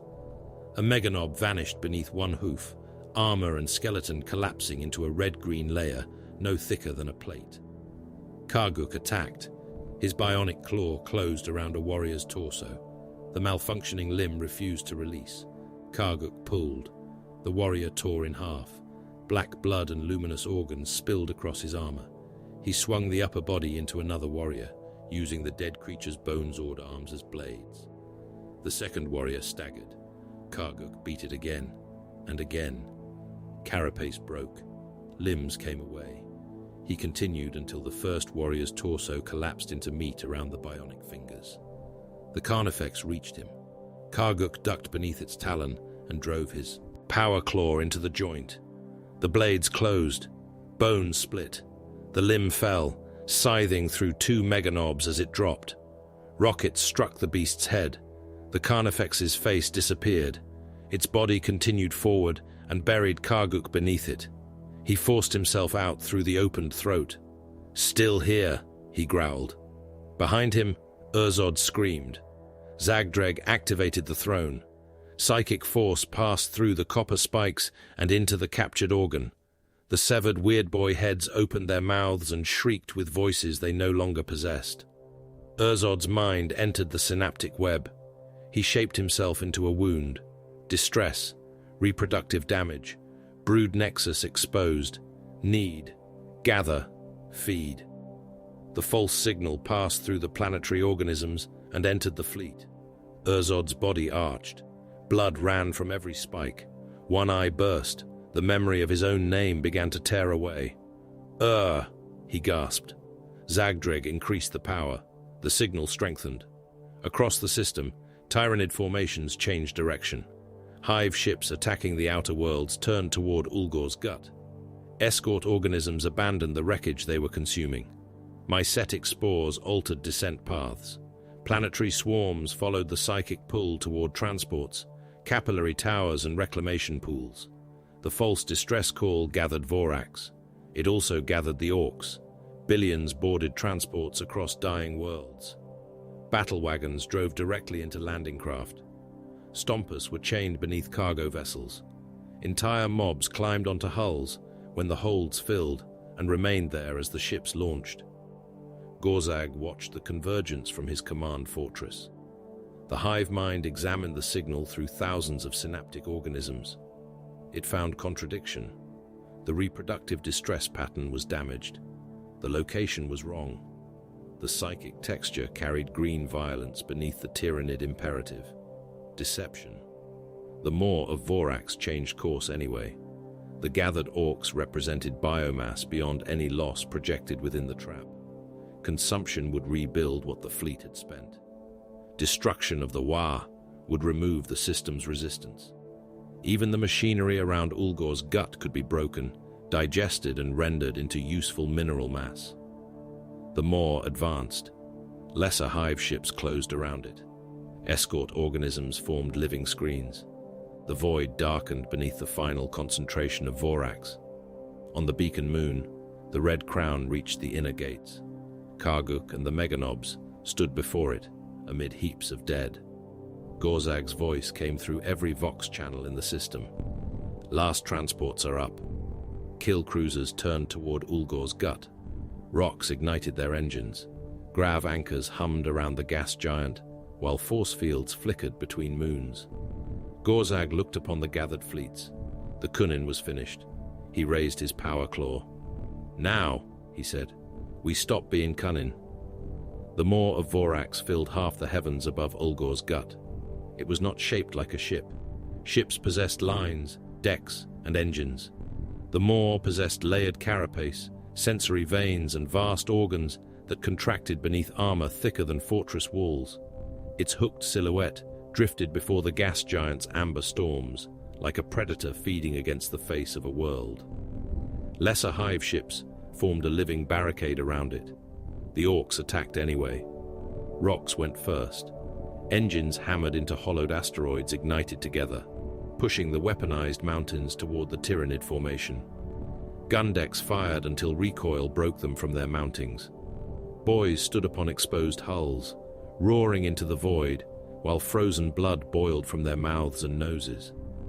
Bioplasma answered. Green-white discharges crossed the darkness. One rock became vapor before its crew saw the flash.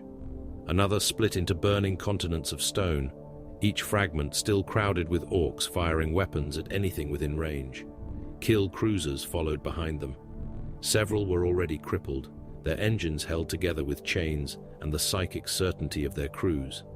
They emptied every gun into the maw. Macro cannon shells shattered crimson carapace. Rockets struck sensory growths and tore open black flesh beneath. The wounds began closing. Rukka's Skyrippers' surviving attack craft swept ahead of the cruisers, drawing spore mines and winged organisms from the hive ships. Daka jets disappeared beneath. Clouds of gargoyles. Burner bombers detonated among feeder tendrils, filling the void with fire that could not breathe, yet burned through the oxygen trapped inside Tyranid bodies. Then the Stompers arrived. Zagdreg had chained them beneath assault rocks, aimed them toward the maw, and cut them loose. The walkers tumbled through space with guns firing. Most missed. One struck a lesser hive ship feet first, punched through its carapace, and continued walking inside it. Another crashed into a feeder tendril, became entangled and detonated its belly ammunition. 3 reached the maw. Their impacts opened wounds kilometers across. Gorzag Ironmaw watched from the prow of the assault cruiser Gutrippa. His mega armor had been rebuilt around the wounds left by the Norn emissary. Fresh plates covered his abdomen and chest. Blood seeped between them whenever he moved. His power claw flexed at his side, each blade thick enough to cut a battle wagon in half. Beside him stood Karguk Boninyasha. The burned side of Karguk's face remained exposed. Metal staples held the hide around his cheek. His oversized bionic arm twitched against the deck, the claw opening and closing without permission. The 4th Red Crown had died at the Beacon Moon's inner gates. Karguk had left its skull crushed beneath the door machinery. He did not believe it would remain dead. Snickrump and the last of his commandos waited behind them. Fewer returned from each mission. Those who remained carried enough explosives to compensate. The maw expanded across the viewing slit. Feeder tendrils reached for the cruiser. Gorzag raised his claw. Hit the hole. The pilot rammed them into a ruptured respiratory cavity. The Gutrippa's prow drove through breathing membranes and embedded itself between ivory ribs. The impact killed half the crew. Bulkheads folded. Gun decks collapsed into one another. Ammunition broke loose and rolled through the corridors, crushing grots against the walls. Gorzag remained standing. The forward assault gate opened. Heat and wet air flooded the compartment. The maw breathed around them. Inside, Gorzag ordered. Thousands of elite Orks charged from the cruiser and entered the Devourer. The floor moved beneath their boots. Muscular tissue contracted in rolling waves, carrying fluids through grooves lined with hooked cilia. Veins pulsed inside translucent walls. Each beat traveled through the entire organism, slow and immense, as though the Orks were crawling through a world's heart. The heat softened armor seals. Internal fluids dripped from the ceiling and hissed across iron. Paint blistered.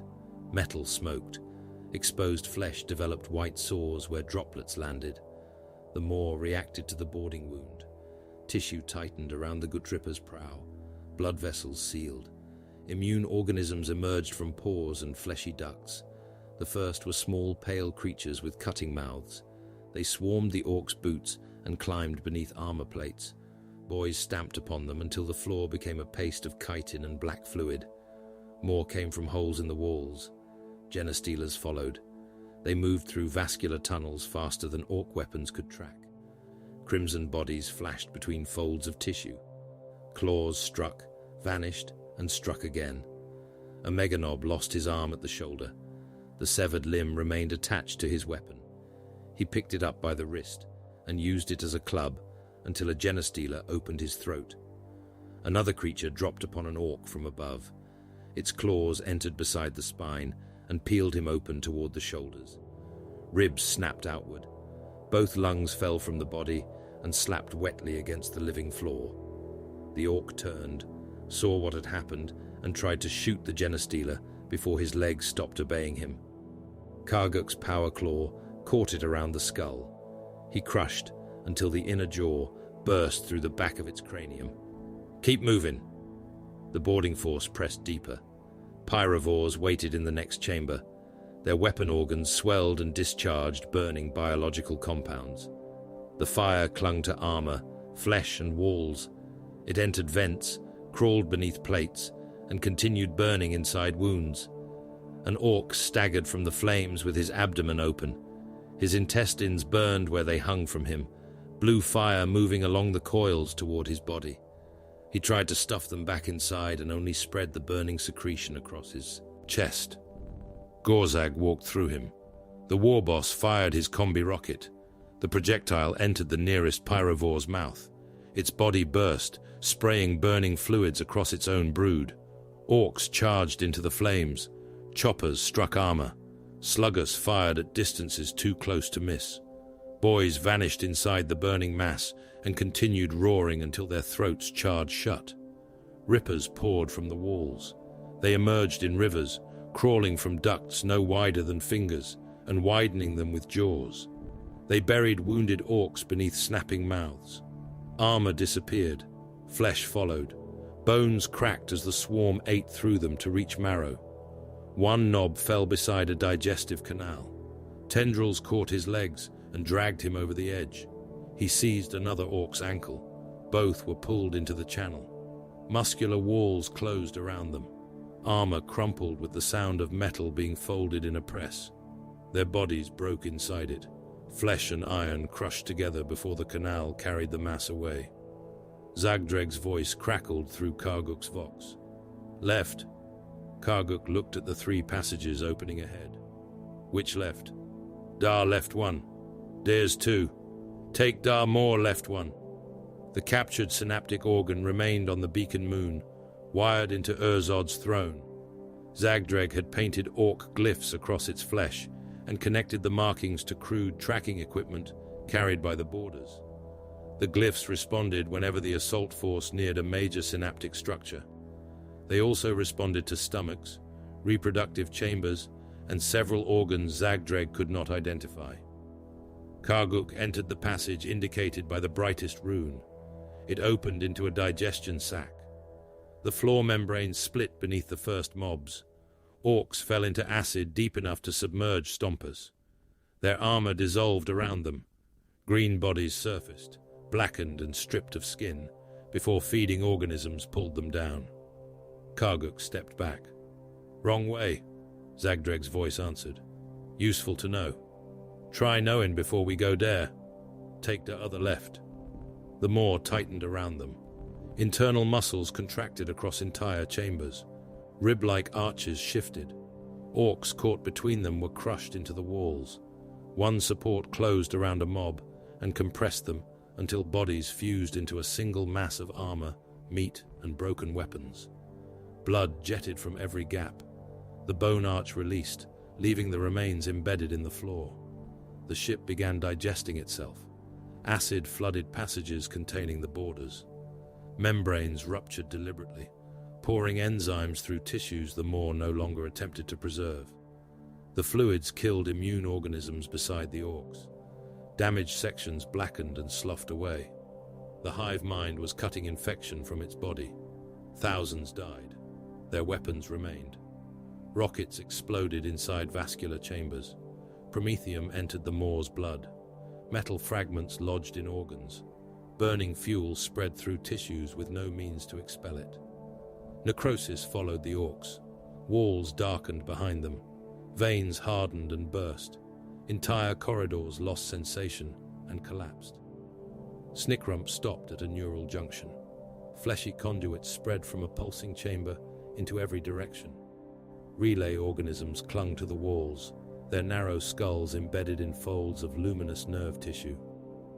"This'll do." He split from the main force with his commandos. Gorzag did not look back. Snickrump's boys entered the chamber silently. They shot the relay organisms first. Suppressed sluggers cracked skulls. Mining blades cut nerve bundles from the walls. Each severed conduit caused the surrounding ship to convulse. Defenders flooded in. The commandos planted charges while fighting. When ammunition ran low, Snickrump looked at the wounded. One orc had lost both legs and most of his lower torso. He remained conscious, firing a slugger from where he had been propped against the wall. Snickrump strapped every remaining stick bomb he could find around the orc's chest. "Can you crawl?" "No legs." "Use your elbows." "Where?" Snickrump pointed toward the defender brood. The wounded commando grinned. He dragged himself through blood and neural fluid, firing until his weapon emptied. Genestealers fell upon him. He bit the detonator. The blast tore open the chamber. Other wounded boys became bomb carriers. They crawled into ducts, threw themselves into synaptic pits, and allowed defender organisms to drag them close before detonation. Snickrump watched the neural pathways die one by one. He understood there would be no extraction. That made the work simpler. Gorzag's assault reached the brood nexus approach. The final red crown waited there.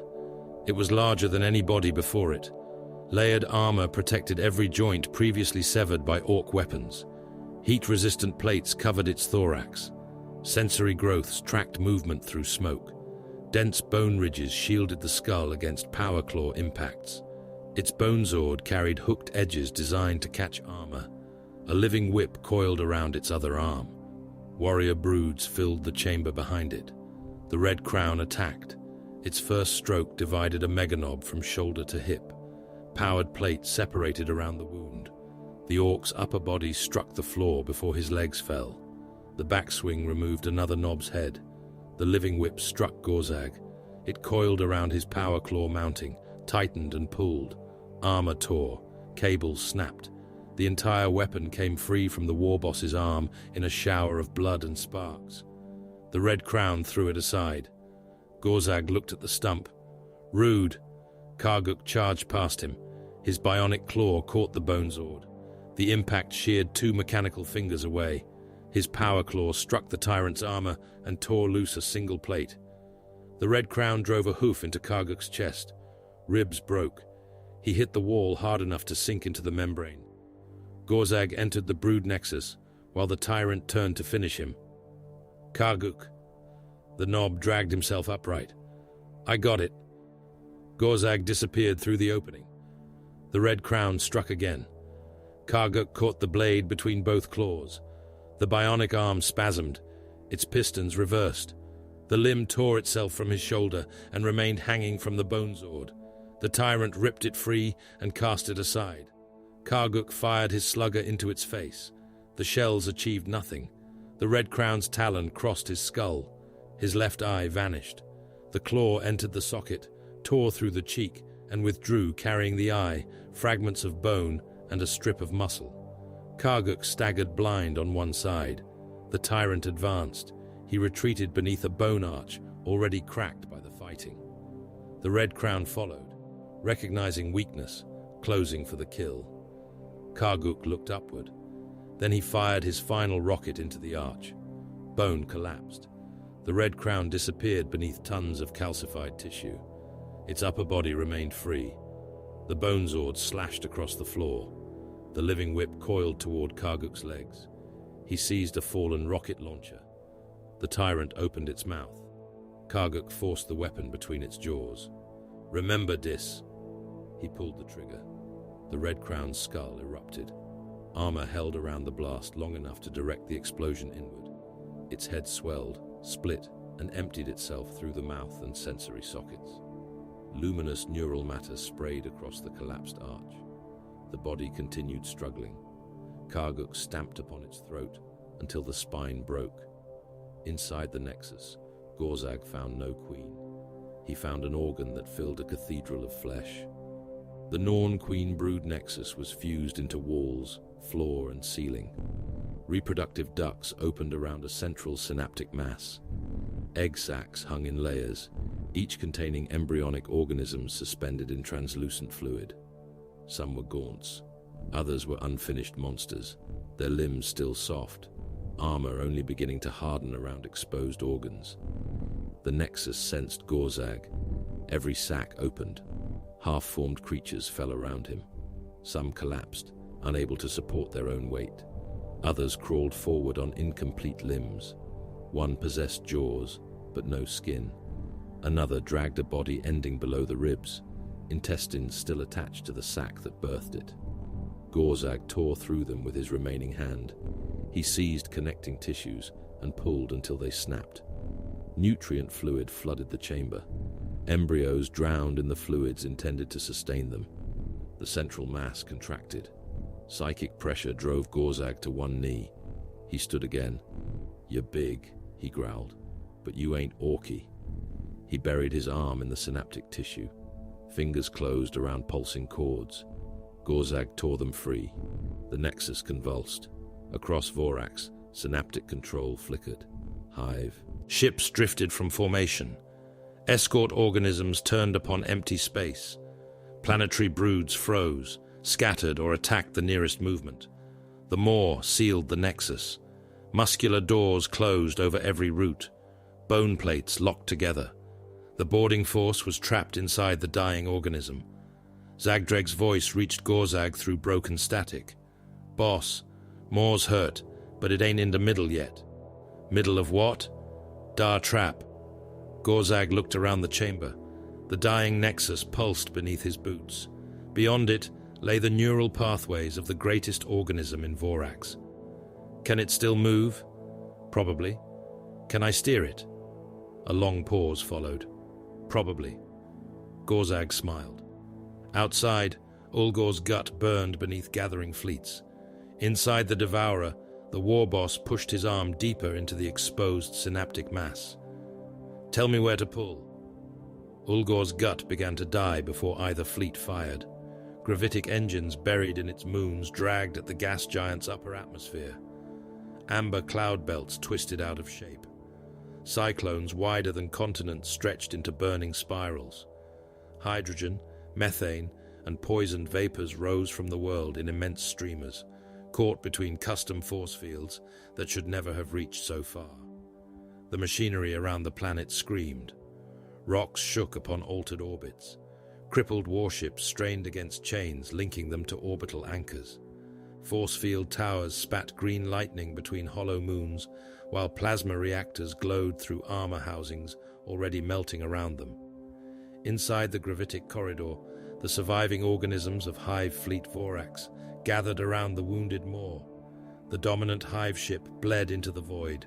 Sections of its crimson shell had blackened and split. Internal pressure forced frozen rivers of blood through wounds kilometers wide. Lesser bioships pressed close around it, extending feeder tendrils toward the injuries and sacrificing their own biomass to seal ruptured tissues. The damage within the Maw spread faster than they could repair it. Synaptic impulses faltered. Escort organisms drifted from formation, corrected themselves, and drifted again. Spore clouds collided with one another. Winged broods attacked wreckage, friendly vessels, and patches of empty void as commands fractured between competing nodes. Every surviving Ork ship attacked at once. Kill cruisers emerged from behind Ulgor's moons, with engines burning past safety. Terror ships rolled through debris fields, their gun decks discharging until recoil tore weapons from their housings. Ram ships accelerated between them, iron prows aimed not toward the center of the Tyranid fleet, but toward its flanks. Rockets filled the darkness. So many launched that they obscured one another's guidance runes. Some struck Hive ships, some struck Ork vessels, some circled Ulgor's gut before returning to the battle from directions nobody expected. Bioplasma answered. Green-white fire crossed the void and passed through armor, bodies, and atmosphere. One kill cruiser vanished from bow to stern, leaving its engine block traveling onward alone. Another lost every deck above its keel, yet continued firing from guns exposed directly to space. Pyro acid burst across the Ork line. Hull plates dissolved. Atmosphere escaped in white torrents. Boys were pulled through breaches, their bodies freezing as they tumbled among shell casings and flaming debris. The stripped gases of Ulgor's gut burned around them. War had reached a scale where fleets fought inside the atmosphere of a world being torn apart. Rukaz Skyripper led the final ramship formation from the bridge of the Loudest.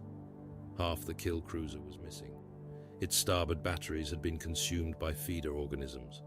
The lower decks were open to vacuum. One engine worked continuously, another only when kicked, and the third had been replaced with the drive system from a captured transport welded into the hull at an angle. Rukaz's targeting lens clicked across the tactical screens. "Don't hit the big one straight." His helmsman stared at him. Thought ramming meant straight. "Hit 'em sideways." "That ain't straight." "That's why I said it." The remaining ram ships divided into packs. They did not attempt to destroy the Hive ships. They struck their flanks, drove into sensory veins, and shattered propulsion organs.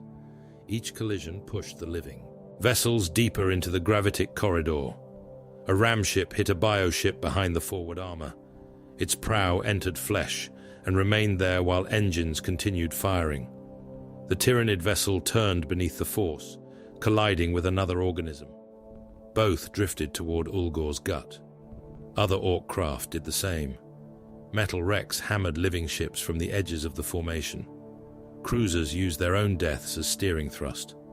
Weaponized rocks collided with escort organisms and carried them inward through momentum alone. The hive mind understood the maneuver. Feeder tendrils turned toward the ramships. One caught the Loudest around the midsection. The ship groaned as the tendril tightened. Barbed mouths penetrated the hull and opened compartments. Orks were dragged into translucent feeding channels, still firing as the appendage pulled them toward the waiting hive ship. A warning rune flashed across Rukaz's console. Then, all the others joined it. The helmsman looked over his shoulder. "We're stuck." Rukaz pushed the engines to full power. The kill cruiser moved no farther. More tendrils closed around it. Armor buckled. The bridge windows cracked. A barbed feeding tube punched through the rear wall and seized the communications officer by the torso. The Ork bit through the tube before it dragged him away. Rukaz looked toward the hive ships surrounding them.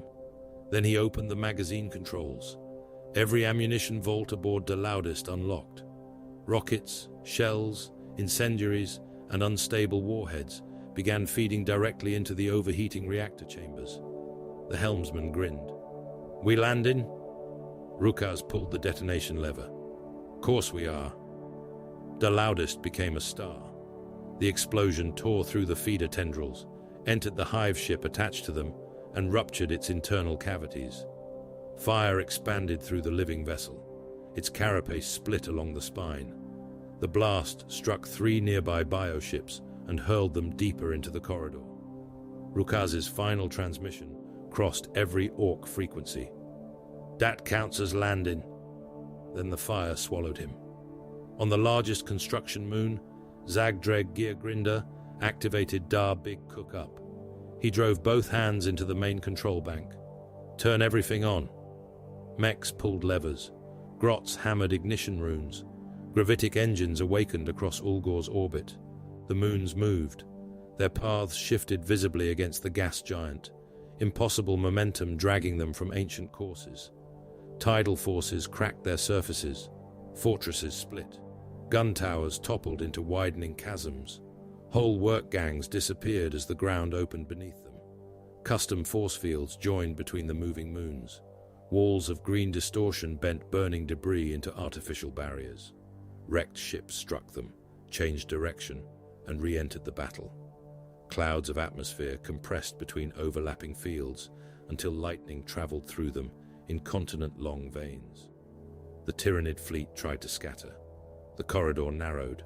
Hive ships struck the force boundaries and convulsed as their bodies were pushed inward. Escort organisms fired bioplasma into the projectors. Towers vanished beneath direct hits, but others took their load. Engines screamed louder. Zagdreg watched pressure runes rise. A reactor housing ruptured beside him. White fire filled the engineering deck. Mechs and grots became black shapes inside it. Zagdreg walked into the blaze, shoved his hands through a split conduit, and forced the power couplings together. Electricity passed through his body. His armor glowed. Flesh cooked beneath the plates. One brass lens melted into his eye socket. The reactor steadied. Zagdreg withdrew his hands. Most of the skin remained fused to the cables. "Works," he said. At the beacon complex, Urzod no longer remembered why he had a name. He sat bolted into the amplification throne, copper spikes buried through his skull and spine. The captured synaptic organ pulsed beneath him. The severed Weirdboy heads wired around the throne opened their dead mouths whenever psychic pressure moved through the coils. Billions of Orks roared across the system. Their voices came from ships, moons, burning worlds and fortresses already overrun. They shouted while fighting. They shouted while suffocating in breached compartments. They shouted while Tyranids tore them apart. The Wah entered Urzod. His body swelled against the restraints. Green light shone through his skin. Veins became luminous lines beneath the flesh. Teeth cracked inside his mouth. The shadow in the warp pressed back. The presence of Voraxe filled the void with predatory silence, a psychic weight built from numberless organisms bound into one appetite. It tried to drown the Ork roar beneath hunger, older than the worlds it consumed. Urzod opened his remaining eye. He no longer knew his own birthplace. He no longer knew Gorzag's face. He remembered only that something enormous needed to be shouted at. Wah! The psychic scream entered the captured organ. Green force traveled through the false synaptic signal and struck the fleet. The Wah collided with the shadow in the warp. Synapse organisms convulsed. Tyranid warriors aboard distant worlds froze with weapons raised. Maleceptors collapsed as their cranial armor split. Hive ships thrashed in the void, feeder tendrils coiling around their own bodies. Every Weirdboy in the system felt the impact. Some burst apart. Others discharged storms of green lightning that killed Orks and Tyranids for kilometers around them. One became a column of flame shaped like a laughing skull before disappearing. Urzod's restraints tore free from the throne. His body split along the chest. There was no blood at first, only green light, too bright to look upon. His bones separated. Flesh peeled away in burning strips. The severed Weirdboy heads around him exploded one after another. Urzod laughed, though he no longer remembered why laughter existed. Then the psychic storm consumed him. Inside the maw, Gorzag pushed deeper through its dying nervous system. The Norn Queen Nexus convulsed behind him. Egg sacs collapsed. Half-formed organisms drowned in reproductive fluid. The walls had begun to blacken where Ork fuel, ammunition and blood poisoned the tissues. Zagdreg's voice came through a cable driven directly into the war boss's armor. Need to front nerve. Which one? Big one. They're all big. Day one going forward. Gorzag tore through a membrane and found the central neural mass. It filled a cavern of bone. Pulses traveled across its surface in waves. Thick cords disappeared into propulsion organs running along the hive ship's body. Lesser nerve clusters spasmed around it, attempting to maintain control after the death of the brood nexus. Gorzag carried control spikes taken from the Gutripper. He hammered the first into the neural mass with his fist. The maw convulsed. He drove in another. Ork cables followed, their copper teeth biting into alien tissue. Gorzag connected them to his armor and pulled the control levers until the hive ship's nervous impulses became pain inside his own skull. The maw resisted. The hive mind pushed through the dying synaptic pathways. For an instant, Gorzag felt himself examined by something immeasurably vast. It understood his injuries, his aggression, and the crude machinery attached to its flesh. It did not hate him. It calculated him. Gorzag bared his iron teeth. Calculate dis! He pulled every lever. The maw's propulsion organs contracted. Its vast body changed course. Two lesser hive ships moved to block it, answering the last coherent commands of the fleet. The Maw rammed the first. Carapaces met, armor shattered. The dominant vessel drove through its offspring and dragged the broken organism beneath its thorax. The second tried to turn. The Maw's feeder tendrils caught it and pulled it into the collision. All three living vessels moved toward the center of the gravitic trap. Karguk found Gorzag beside the control spikes. He arrived covered in black blood, one eye gone and his bionic arm torn from the shoulder. Broken ribs moved beneath his armor with every breath. The Red Crown's luminous brain tissue still clung to his power claw. Behind him came a handful of meganobs and commandos. Everything else had died inside the Maw. "Boss," Karguk said. Gorzag did not release the controls. "Red One dead?" Again. "Good." Karguk looked at the neural mass, then at the coarse runes projected by Zagdreg's cables. The Maw was entering the heart of Ulgor's storms. "You go," Karguk said. "I'll steer it." Gorzag laughed. "With one arm? Still got more, Dan you?" The warboss looked at the stump where the Norn emissary had torn. Away his power claw. "Dis is the biggest crash ever." "Yeah. Biggest Ork commands the biggest crash." Karguk understood. There was no argument strong enough to move Gorzag from that truth. The warboss reached to his lower face. Metal locks released. He tore the serrated iron plate from his jaw. Old scar tissue split beneath it. Blood covered his tusks. Without the plate, the lower half of his face looked smaller, almost unfinished. Gorzag held the iron jaw toward Karguk. The Nob took it. Neither spoke of what it meant. Snickrump appeared from a side passage. His camouflage armor was burned away. One ear hung by a strip of flesh. Only 6 commandos followed him. "Got a teleporter?" Karguk looked at him. "Since when?" "Put it in when we came aboard." "Why?" Snickrump shrugged. "Cunnin'." The crude chamber had been assembled inside a dead respiratory sac. Copper coils surrounded a platform painted with Ork glyphs. Half the machinery had grown into the Maw's flesh. The other half smoked. There was room for few survivors. Karguk stepped inside with the meganobs. Snickrump remained at the controls. "You comin'?" Karguk asked. "Got charges left?" Immune organisms entered the passage behind him. Genestealers climbed across the walls. Rippers flooded beneath them. Larger pale defenders forced their way through the narrowing tunnel. Snickrump raised the detonator. "Someone's got to make sure Dar inside explodes." Karguk nodded. The commandos opened fire. Snickrump activated the teleporter. Green light swallowed the chamber. Karguk felt every part of himself pulled in a different direction. Armor separated from flesh. Memories tore loose like teeth. For one instant, he occupied the Maw, the beacon moon, and 100 points between them. Then reality threw him away. The survivors reappeared across several Ork vessels. One meganob materialized halfway through a bulkhead. Another arrived without his head. Karguk appeared inside a damaged transport near Mordaka, missing more armor and a strip of skin from his back. The iron jaw remained clenched in his hand.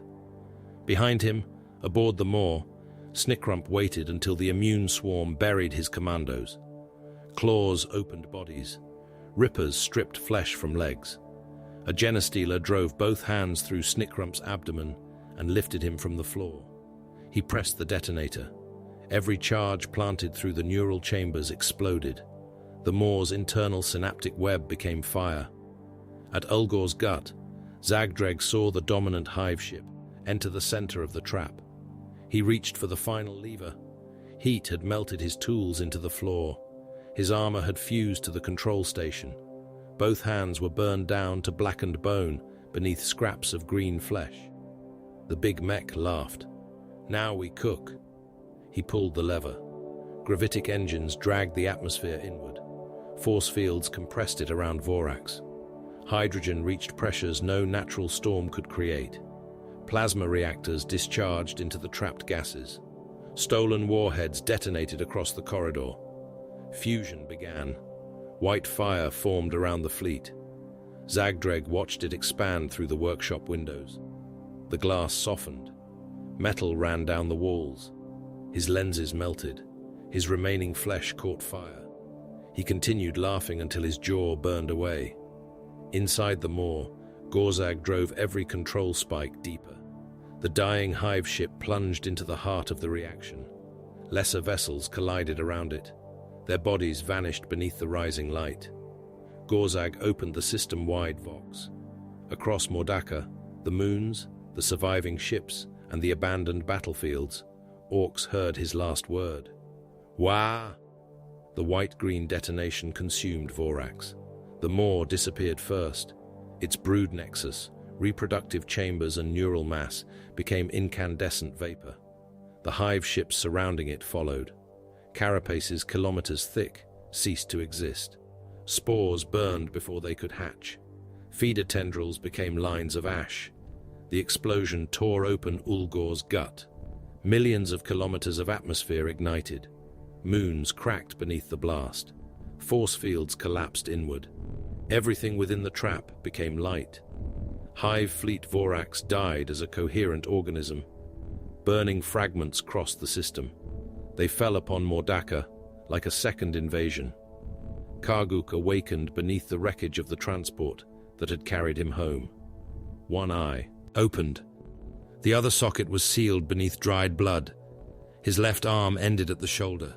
The iron jaw lay beside him. He bolted it across his mutilated face. Around him, pieces of the hive fleet burned across the corpse plains. Mycetic spores had survived the detonation. Their shells split beneath the red sky. Feral gaunts crawled from them. Carnifexes rose behind the gaunts. Genostealers moved through the wreckage. Without the maw, they possessed no fleet and no guiding synaptic hole. They still possessed claws. They still possessed hunger. Karguk forced himself upright. The last planetary swarm came toward him through the fire. The fleet was dead. The war was not. Ordaka survived. That was the first lie the world told itself. Its continents remained beneath the ash. Its moons still crossed the wounded sky. A few fortress towers continued to stand where the winds had not yet pushed them over. Somewhere beneath the ruins, reactors coughed weak power into dead machinery, and pumps dragged sludge through pipes that no longer connected to anything. Everything else had been eaten, burned, or killed. The atmosphere churned with soot, fungal spores, and fragments of hive fleet Voraxe.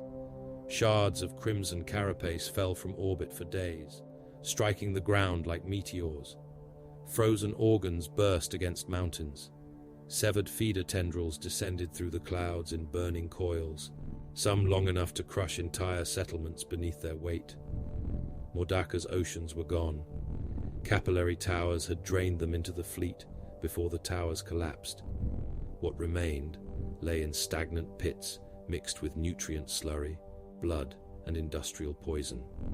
Riverbeds stretched across the continents as empty wounds filled with corpses. Cities had become organic ruins.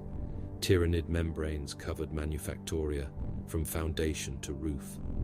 Vascular tissue pulsed weakly through streets where Ork vehicles had once fought for space. Egg clusters hung from broken gun towers. Digestion pools cooled beneath collapsed hab blocks, their surfaces filmed with liquefied armor and the grease of rendered bodies. Corpse fields reached beyond sight. Orks lay among gaunts in layers deep enough to bury battle wagons. Stompers stood frozen in the distance, their feet hidden beneath mountains of dead. Carnifexes had died with boys still hanging from their armor. Rippers crawled through opened bodies, too directionless to distinguish Tyranid flesh from Ork. The empire of Gorzag Ironmaw still existed, because nobody remained alive to declare otherwise. Karguk Bonignasha climbed from the wreckage beneath a red sky. One arm was gone. One eye was gone. Most of the armor on his left side had been burned away by the crude teleporter that tore him from the maw of Voraxe. Skin hung from his back in strips. Exposed cables sparked beneath his shoulder plate. Each breath shifted broken ribs inside him. The iron jaw lay in the ash beside his hand. Gorzag's iron jaw. Karguk reached for it. A gaunt sprang from the smoke. Without synaptic command, it moved as hunger and reflex alone. Its talons struck where Karguk's throat had been a heartbeat before. He caught one limb beneath his boot, drove his remaining power claw into its chest, and closed the blades. The gaunt burst between them. Black blood covered the iron jaw. Karguk lifted the plate, pressed it against his mutilated face, and tightened the surviving locks until metal bit through flesh. The fit was wrong. Gorzag had been larger. One serrated edge entered Karguk's cheek, opening it to the teeth. He pulled the strap tighter. The jaw stayed. Shapes moved through the wreckage. Orks emerged from broken transports, corpse piles and collapsed trenches. Some limped, others crawled. A meganob dragged both ruined legs behind him, armor scraping through the mud. Grots appeared wherever the smoke thinned, immediately searching bodies for food, ammunition, and anything they could claim before a larger survivor noticed. The Tyranids emerged with them. Gaunts attacked anything nearby. Hormogaunts pounced upon Rippers. Rippers swarmed wounded Carnifexes, stripping muscle from exposed joints. Termagants fired flesh borers at shadows, movement, and one another. The hive mind was gone from them. They were not harmless. A feral Carnifex charged through the wreckage and struck a half-functional battle wagon. The deaf roller had not yet begun turning when the creature hit. Armor folded. The wagon rolled onto its side, spilling boys from the gun deck. The Carnifex stamped upon them. Bodies burst beneath its hooves. One orc fired his slugger into the monster's abdomen while it crushed his lower half. Another climbed onto its back and hacked at a sensory pit until a talon removed him at the waist. The battle wagon's engine ignited. Fire spread across the Carnifex. It continued killing until ammunition inside the overturned vehicle detonated and tore its chest open. Elsewhere, Genestealers moved through the ruins with their old perfection. They required no synaptic direction to hunt. One crossed a broken wall, changed color beneath the ash, and vanished among collapsed pipes. An orc sentry looked toward the movement. 4 claws entered his body before he finished raising his weapon. The Genestealer dismembered him soundlessly and dragged the pieces into darkness. Voraxe had lost its fleet. Mordaka remained infested with enough claws to kill a world. Karguk found the survivors arguing beside the wreck of a stomper. A scarred knob stood upon the machine's head, shouting that the Wah belonged to him. His name was Bragnik Skullchewer, though nobody present remembered why that mattered. "Gorzag's dead," Bragnik roared. "Karguk's dead. Every big boss is dead, so I'm war boss." The surrounding boys watched him. Several looked unconvinced. Bragnik fired his slugger into one of them. "Anyone else?" Karguk stepped from the smoke. Bragnik stared. The iron jaw turned Karguk's face into a blood-wet metal grin. His empty eye socket had dried black. One arm hung in ruins. Tyranid blood and humanly impossible amounts of orc blood covered what remained of his armor. "Yeah," Karguk said. Bragnik shot him. The slug struck Karguk's chestplate and flattened. Karguk kept walking. Bragnik fired until the weapon clicked empty. Karguk reached the stomper head, climbed the wreck with one hand, and seized the knob by the ankle. Bragnik swung his chopper. Karguk pulled him from the machine. The knob struck the ground hard enough to break his back. He tried to rise. His legs remained still. Karguk planted one boot upon Bragnik's chest. "I'm war boss." Bragnik opened his mouth to argue. Karguk stamped. The knob's ribcage collapsed. Broken bone entered both lungs and tore through the back. Blood burst from his mouth across Karguk's boot. The boys looked at the body, then at Karguk. No banner was raised. No herald spoke. No ritual followed. Karguk was larger than anyone else still standing. He was bloodier. He was angrier. That was enough. "War boss," a meganob said. The word spread through the survivors. "War boss, war boss, war boss, Karguk Bonignyasha." Doc Scabsaw found him before the chanting finished. The pain boy had survived the destruction of his surgical bunker by hiding beneath a pile of patients. Most of the patients had not survived the hiding. He carried a saw, a stapling gun, and a targeting lens still attached to the skull from which he had removed it. Need fixin'. Karguk looked toward the smoke. Need fighting. Same thing. Scabsaw led him into the wreck of a field hospital. Karguk remained standing while the pain boy cut away the ruined shoulder. Scabsaw drilled through bone, widened the socket, and attached a crude power claw taken from a meganob whose body no longer required it. There was no sedative. Karguk watched the horizon while the drill passed through his skeleton. The new arm was smaller than the deaf dread limb he had lost inside the maw, but its motor whined with a cleaner violence. Scabsaw stapled power feeds directly beneath the skin and wired the control link into Karguk's surviving nerves. The claw closed. It crushed the operating table. Good, Scabsaw said. He pushed the red targeting lens into Karguk's empty eye socket. Metal prongs entered bone. The lens flickered, showed 3 overlapping images of the room, and then focused upon the pain boy's face. Karguk lifted the new claw. Scabsaw stepped back. Not finished. Looks finished. Armor needs attaching. Karguk turned toward the door.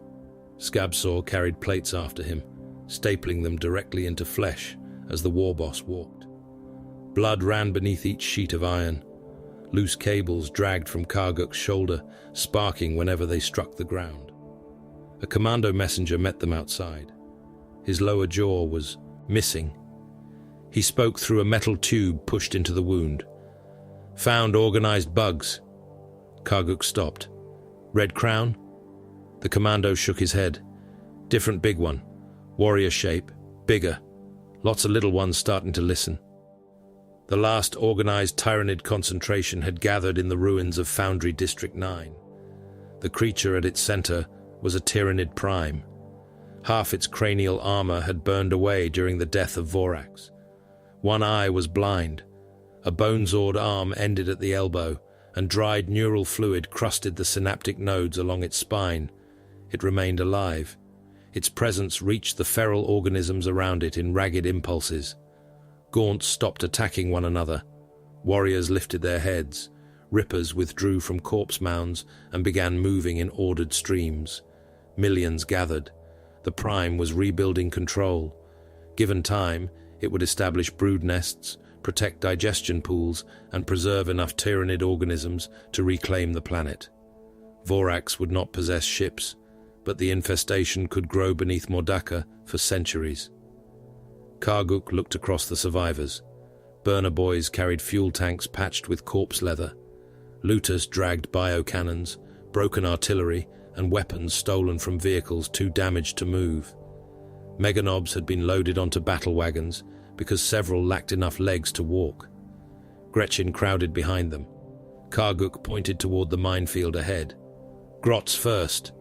The Gretchens screamed. Runthirds struck them with whips and shock prods. The first wave ran into the ash. Spore mines rose from concealment and drifted toward them. The Grots turned back. Ork gunfire turned them forward again. Spore mines burst among them. Small bodies vanished beneath acid, fragmentation barbs, and toxin clouds. Survivors crawled over the pieces. Each detonation cleared a path for the boys behind. There was no artillery plan, no reserve, no extraction route. Karguk had reduced the strategy to the only truth still meaningful upon Mordaka: kill until one species stopped moving. He raised Gorzag's iron jaw. Wah! The survivors charged. Battle wagons coughed smoke and rolled forward. Meganobs fired from their decks. Burnus washed the ruins in promethium. Lutas discharged weapons they did not understand, producing beams, living ammunition, and explosions whose victims belonged to both sides. The Tyranids met them. A Carnifex struck the leading wagon and overturned it. Meganobs fell from the gun deck. One landed beneath the vehicle and disappeared as its weight crushed him into the rubble. Boys climbed over the wreck. The Carnifex's talons swept through them. Arms, heads, and upper bodies spun away.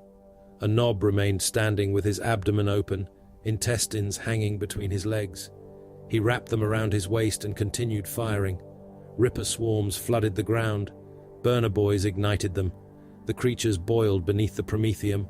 Carapaces cracked. Their internal fluids became bubbling grease that spread across the ruins in burning streams. Squigs charged into the fire to eat them and emerged with their mouths ablaze. Genestealers fell upon the looters. Claws opened orcs faster than the stolen guns could turn. One looter was split from groin to throat. Another had his face removed in a single sweep, leaving teeth and tongue exposed beneath an empty forehead.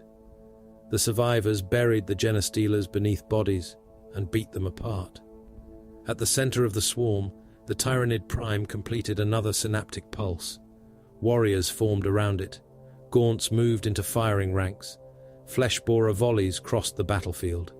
Beetles struck Karguk from chest to legs. They burrowed through gaps in his armor. Mandibles cut into muscle. One entered beneath his ribs. Another vanished through the open flesh around his new arm. Karguk continued walking.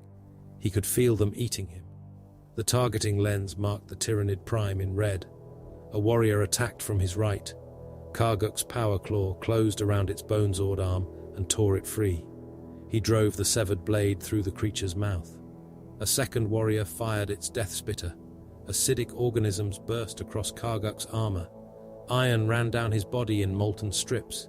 He seized the creature by its throat and pushed his new claw through the chest until the blades emerged from the back. The Prime moved toward him. Its surviving bone-zawed cut through a knob and opened him from hip to shoulder. The return stroke disemboweled another. Ropes of green intestine wrapped around the blade before the creature shook them free. Karguk fired his slugger. Rounds struck the Prime's damaged cranial armor. The Tyranid charged. Its bone-zawed entered Karguk's abdomen. The blade passed through armor, flesh and spine plating before emerging from his back. Karguk stopped against the hilt. Blood filled his mouth and ran through Gorzag's iron teeth. The Prime tried to withdraw the weapon. Karguk stepped closer. The blade widened the wound. Broken ribs scraped against it. Flesh-borer beetles continued tunneling beneath his skin. His new power claw closed around the Prime's neck. The Tyranid drove its talons into his chest. Karguk tightened the blades. Crimson armor cracked. The Prime's synaptic nodes flared. Karguk squeezed harder. Vertebrae broke in sequence. Neural tissue pushed through the fractures. The creature's throat collapsed between the metal jaws. Luminous fluid burst from its mouth and blinded eye. The Prime continued stabbing. Karguk twisted the claw. Its head came away. Black blood and strings of nerve tissue poured from the severed neck. The bone-zawed remained inside Karguk. He pulled the Prime's head from his claw and threw it into the swarm. Synaptic control collapsed. Gaunts froze. Then instinct consumed them. Hormagaunts attacked whatever stood nearest. Termagants fired into their own broods. Rippers turned upon fallen warriors. Larger organisms broke from formation and charged in random directions. The Orks killed them.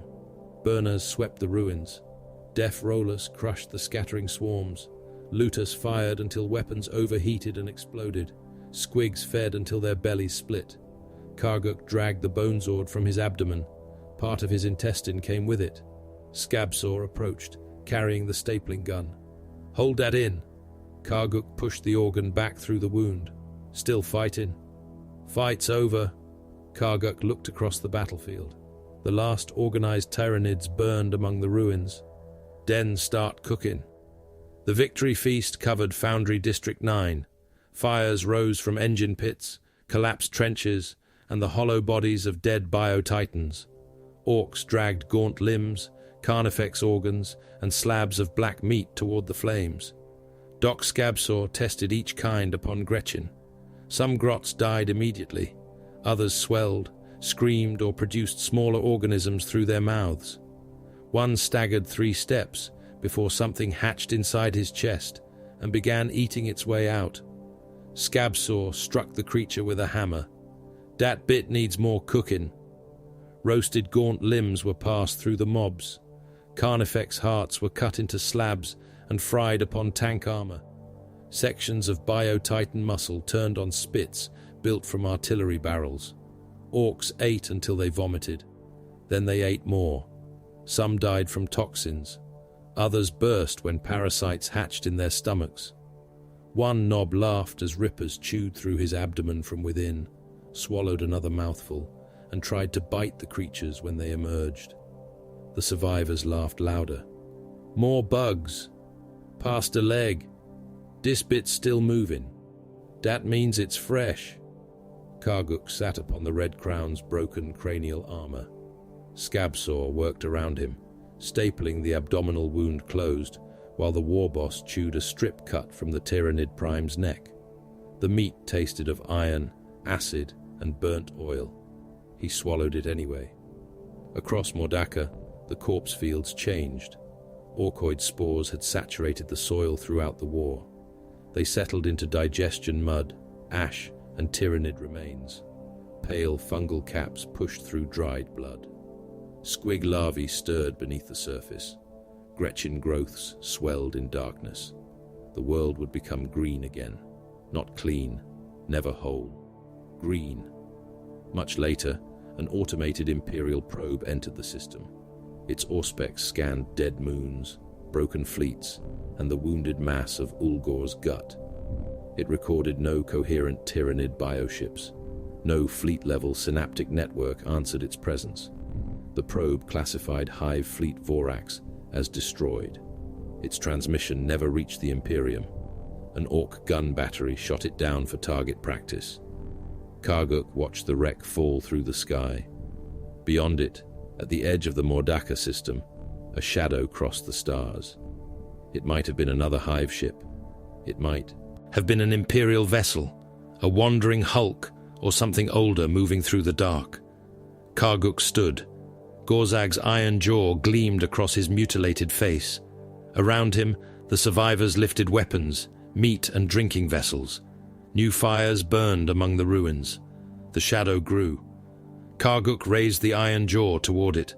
"Good," he said. "We're still hungry."